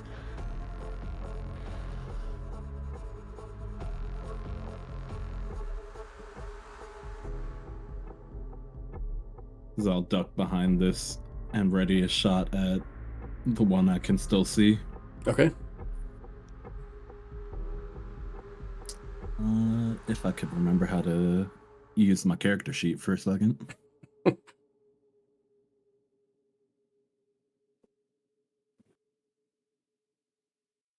I'll go to refresh my page. 24 is going to hit. I always forget to call the -5 before I roll.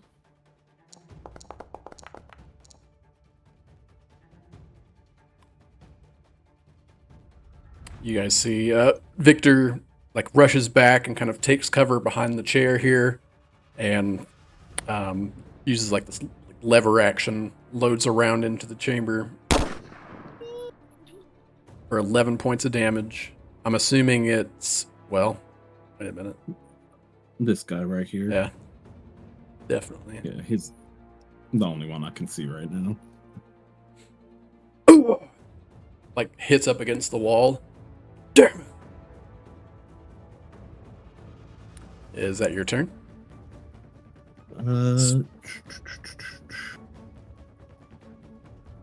Yeah, that'll be my turn.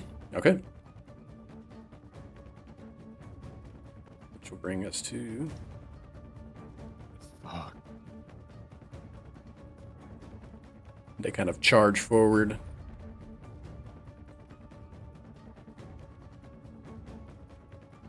And they like go up against the wall. You can kind of see them slightly on the edge, and he like holds his shotgun out to the side and like does a blind fire.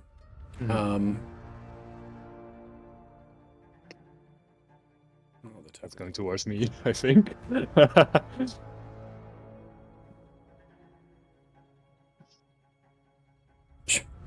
didn't do anything. For some reason, my toolbar is not.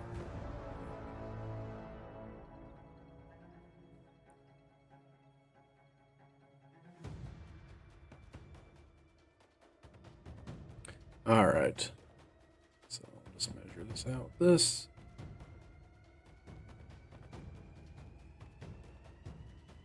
The soundtrack went off, by the way. If you wanna move that too. What's up? The music's still playing for me. Oh, is it? All right, yeah, it must just be me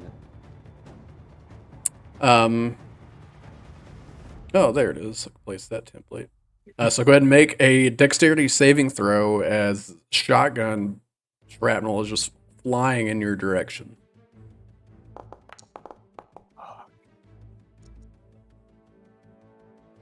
a 13. So you succeed on save, which means you'll take half damage. So you take 3 points of piercing damage.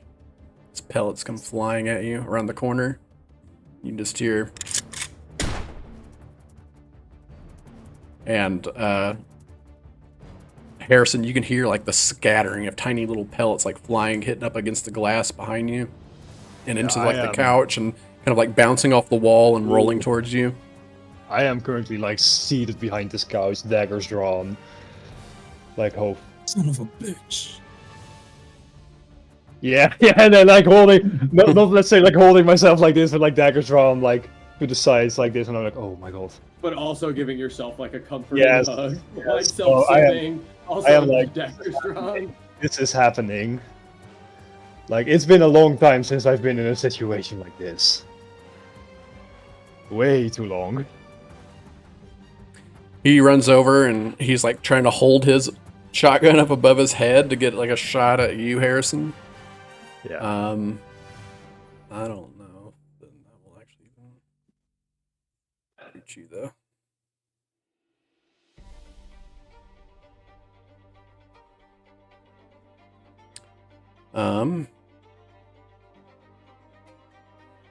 Really doesn't like to. So I have to make another dexterity saving throw, right? Well, let me measure this here. Damn things.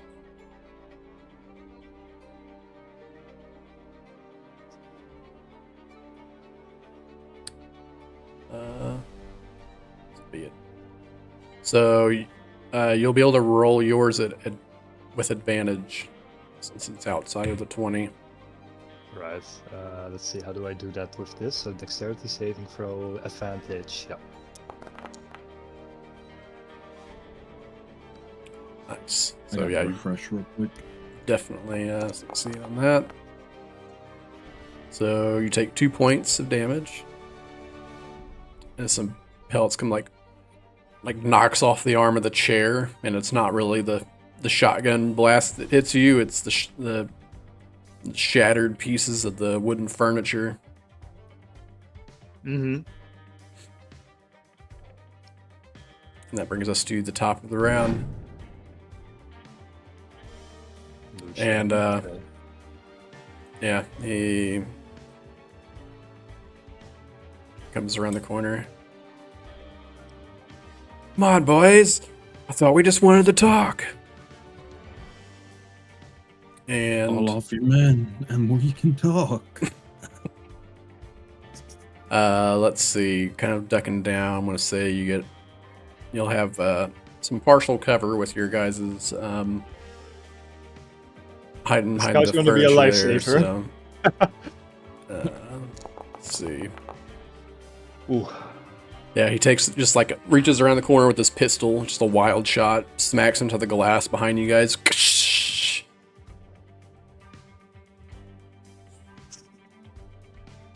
Harrison.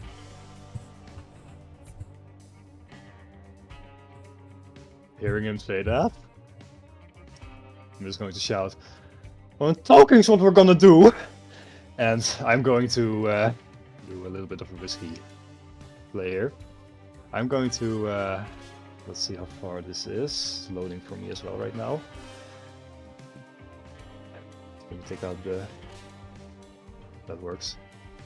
I'm gonna rush, seeing where the shot came from, I'm gonna rush over towards his direction. Okay. Can I attempt to, seeing as how he's still like around the corner, can I attempt to take out my daggers and hold him down, dagger to his neck? You're trying to take him down?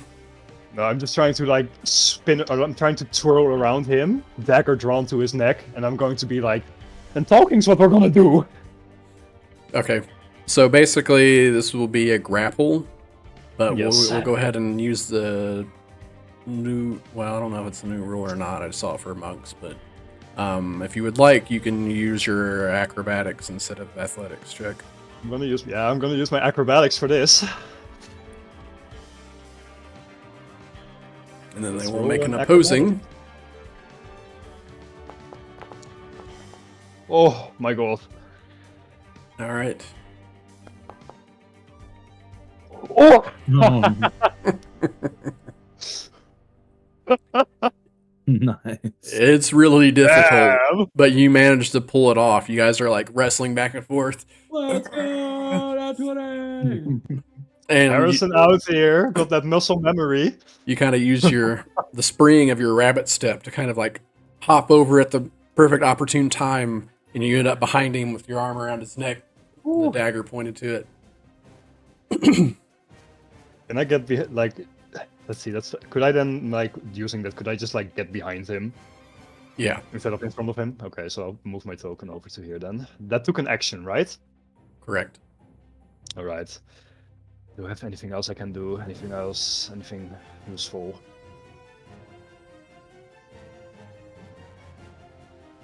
Could I? Oh, since I'm already deep in this. As part of my grapple action, could I make a bonus action? Could I really press my dagger down on his throat? Just make like the tiniest little bleed, like the tiniest little cut, like as a bonus action. I mean, for flavor, sure. All right. We just want answers, and then with that, that's my turn. Okay. Victor. As you see this, he kind of turns and looks in this direction. This one's still kind of like posted up, hiding behind the wall here. Where'd my character sheet go? I think when I refreshed it, freaking closed it.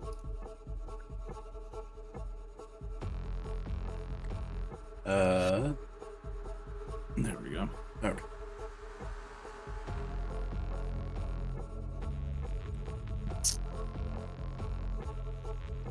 Well, for the first time, you start hearing almost like the steam from my metal leg as it kind of starts to compress and heat up. What? And we will use Zephyr Strike. Oh. Okay. What? What's that? I didn't know you had a metal leg. Hold up. I can just imagine like this. Oh. Okay.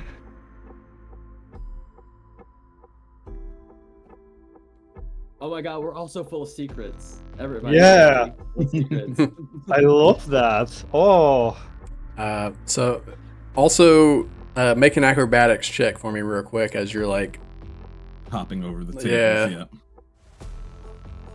like going over You the got this, bro. couch You and the got this. table and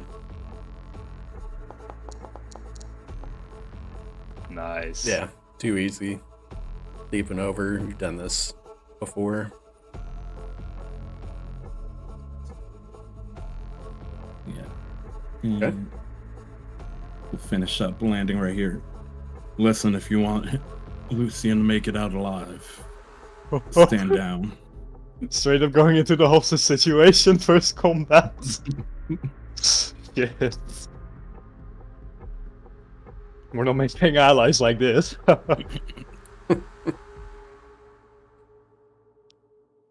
Hey, they hit me with a shotgun blast. This Same is here. the least of my concern. Exactly. All right, so that's your bonus action and movement.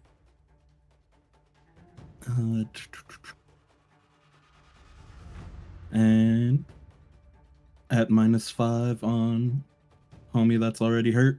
Okay. If my mic is in the most terrible position.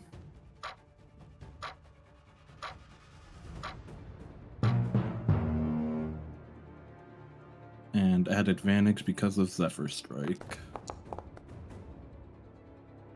Ooh. Yeah, that'll hit still.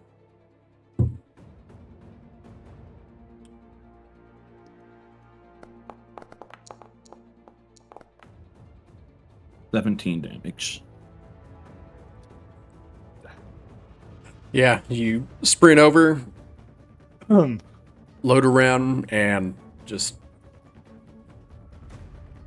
kneel down, and it just goes straight through his head. And he falls. Lucian, call off your friends before they die. You've already lost one.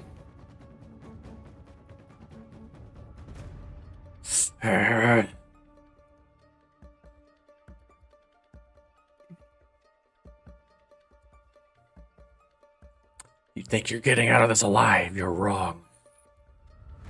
As his eyes begin to sort of glow with the burning orange now. Is that end your turn? Yes. Good.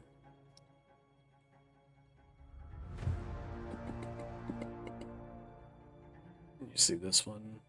5. I'll just say, oof. Runs, kind of ducks behind the couch, lifts up. You okay, boss? Holds a shotgun over, shoots in Well, your direction. Can I, like, as he says this, can I just say, like, careful, or you'll hit your friend?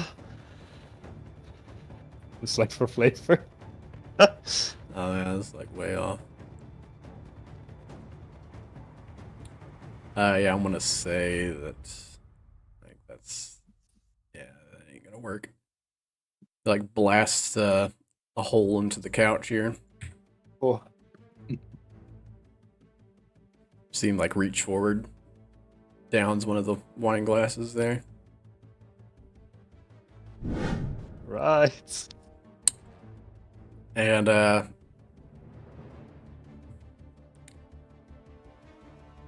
this time, you see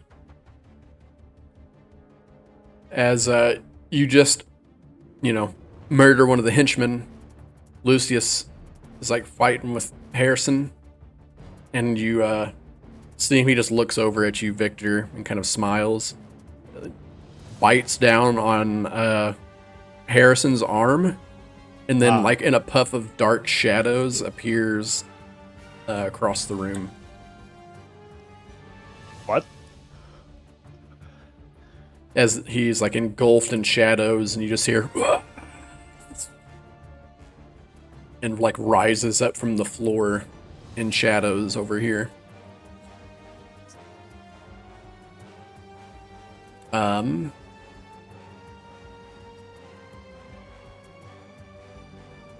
He then runs around the corner here and then appears, looks around, and takes a shot off before seemingly running out of the door. Let me see.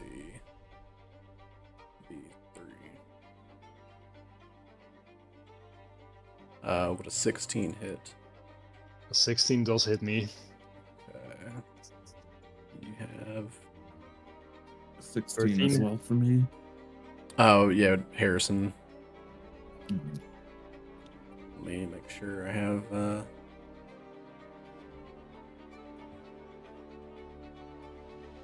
correct thing here.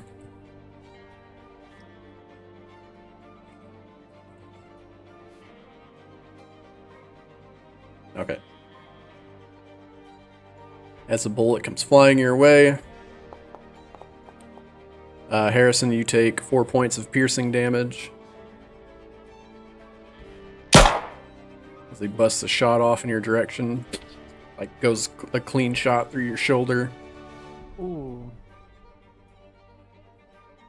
I just limp down, grabbing my shoulder, dropping one of my daggers. I just grab onto my shoulder.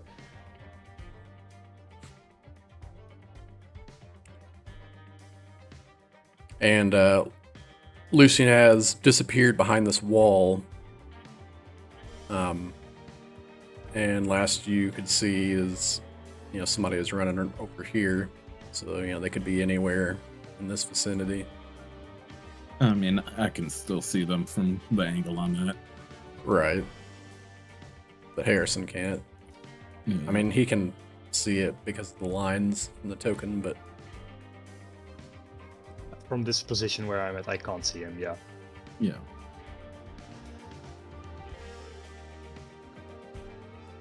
While I'm clutching my shoulder right now,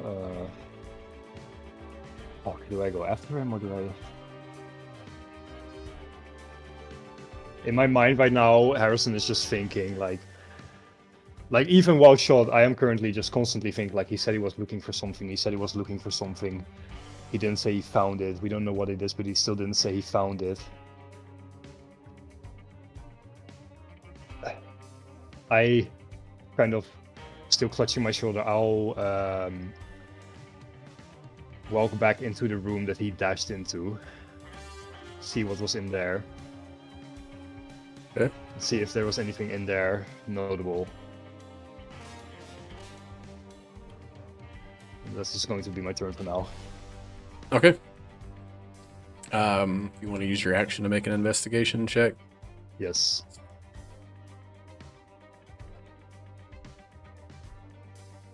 While you're doing that, we'll move to Victor. Investigation. Oh my god. Nice. 19. I'm rolling. Jesus.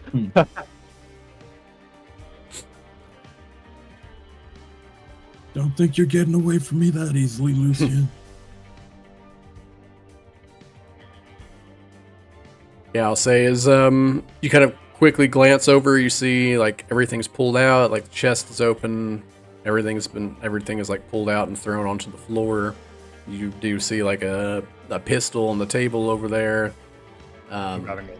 And you Oh, I'm gonna notice as you like quickly glancing through with your keen eye here, you notice that it looks like the leg has like a cut that the other one doesn't, almost like it was made, or someone did it specifically, just doesn't match up, almost like it would be able to come undone. And what are you doing, Victor? Dashing to see if I could catch Lucian before he runs out the door. Okay. Well, not actually dashing. I'm running. Okay. I have 65 feet of movement right now. Nice.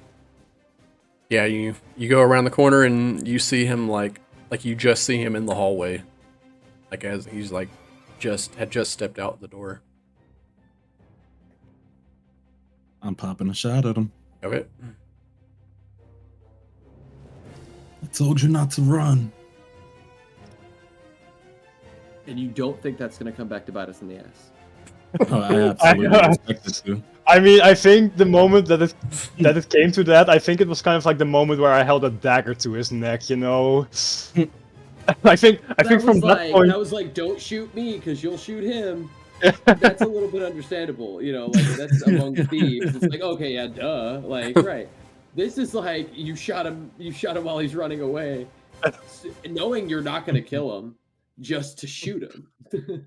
Maybe it's like, were you trying to just shoot me in the ass or kill me? Either way, like rude. No, it's gonna be a shot towards his ankle to try and keep him from running away. Oh my god, brutal. Okay. Go ahead and make your attack roll.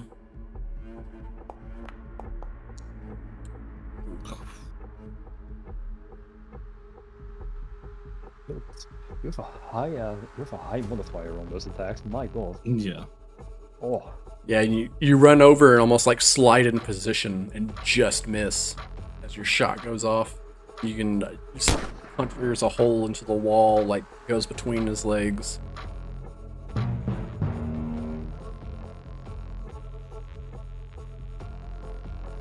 What? Where are you going, Lucian? We're not done here. Oh, I think we're done.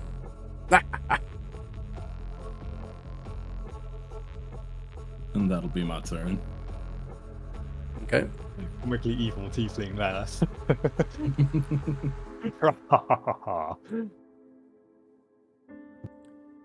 This one comes up as you're still like looking at Lucian, makes his way, kind of blindsides you. Go Go ahead and make Could there have possibly been a better target, Victor? Maybe. Like, now that we're thinking about it. Hey, it's in the heat of the moment, okay? Heat of the moment. The moment. And yeah, as you're like you shoot, get your shot off, and yell at Lucius, you just hear behind you. And go ahead and roll your dex save. Nice. Nat 20. I gotta really turn that shit off. Sorry, guys. Ooh, very spooky. And you Spooky, hear, actually. And you take 30 points of damage, piercing damage.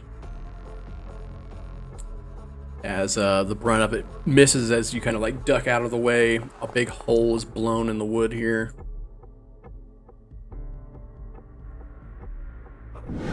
And I'm going to say at that time, you like duck out of the way from the shot, and you hear, and you can like hear the like metallic clank of the hammer being pulled back as Lucius loads another shot and shoots it in your direction.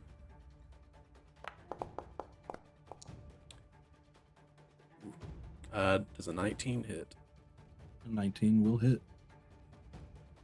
I believe it's a 10. Ah, Hey, fuck off. 2 points of damage. Bust off another shot. And then he begins to head down the hall. That's another one. He shoots, like hits you in the thigh.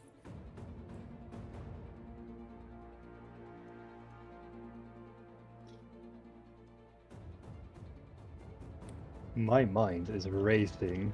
And that brings us to Harrison. I'm just looking like there's a gun. I like with me right now. Like in the heat of the moment, I hear these shots. I see the I see the gun on the table. I see the like the bed, like the one leg of the bed that's slightly off. I'm just thinking like, what do I do? What do I do? What do I do? I'll Go save your friend, bro. Yeah, that's the plan. Oh my god. I'll cunning action dash again. Okay. And I'll go and I'll leave the gun. I'll run towards I'll run towards Victor right now. So 10 feet up all the way up to that will be up to here. Okay, I hope I can see him from here. Nat 20.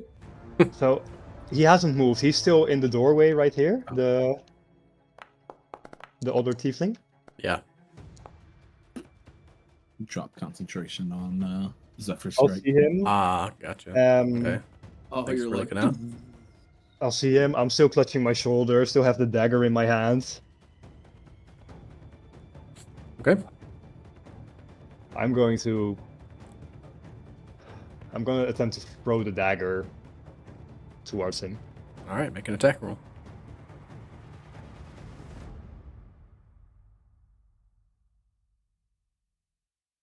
As Victor, you can hear from around the corner as your leg kind of jams up a little bit. You hear,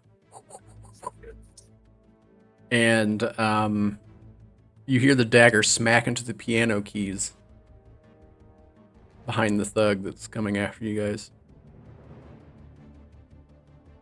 Yeah, you can imagine me trying to like throw it with like the bullet still like lodged clean, like the bullet having passed through my shoulder.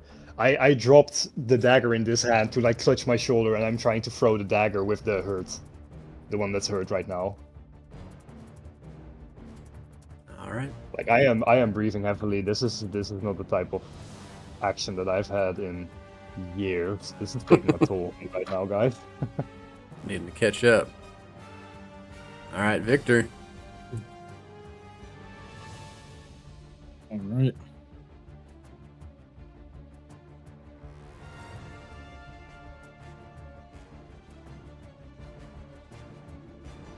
will create some space between me and the henchman over there. Okay. If you want to make it out of this alive, kid, you better run. Don't provoke Pop him. a shot at him. Okay. Provoking everyone. Yes, you are. You're making this worse. We're actively making this situation worse.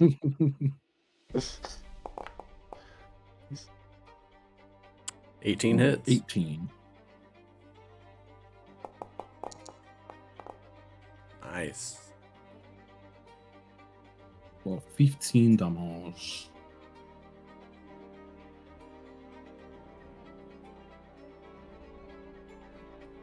Yeah, you back up and he like leans around the corner. Who are you calling a kid?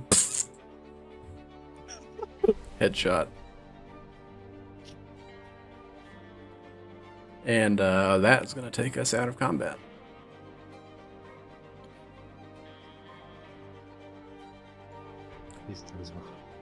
And sorry for going over, but That's fine. that's where we will pick up next time.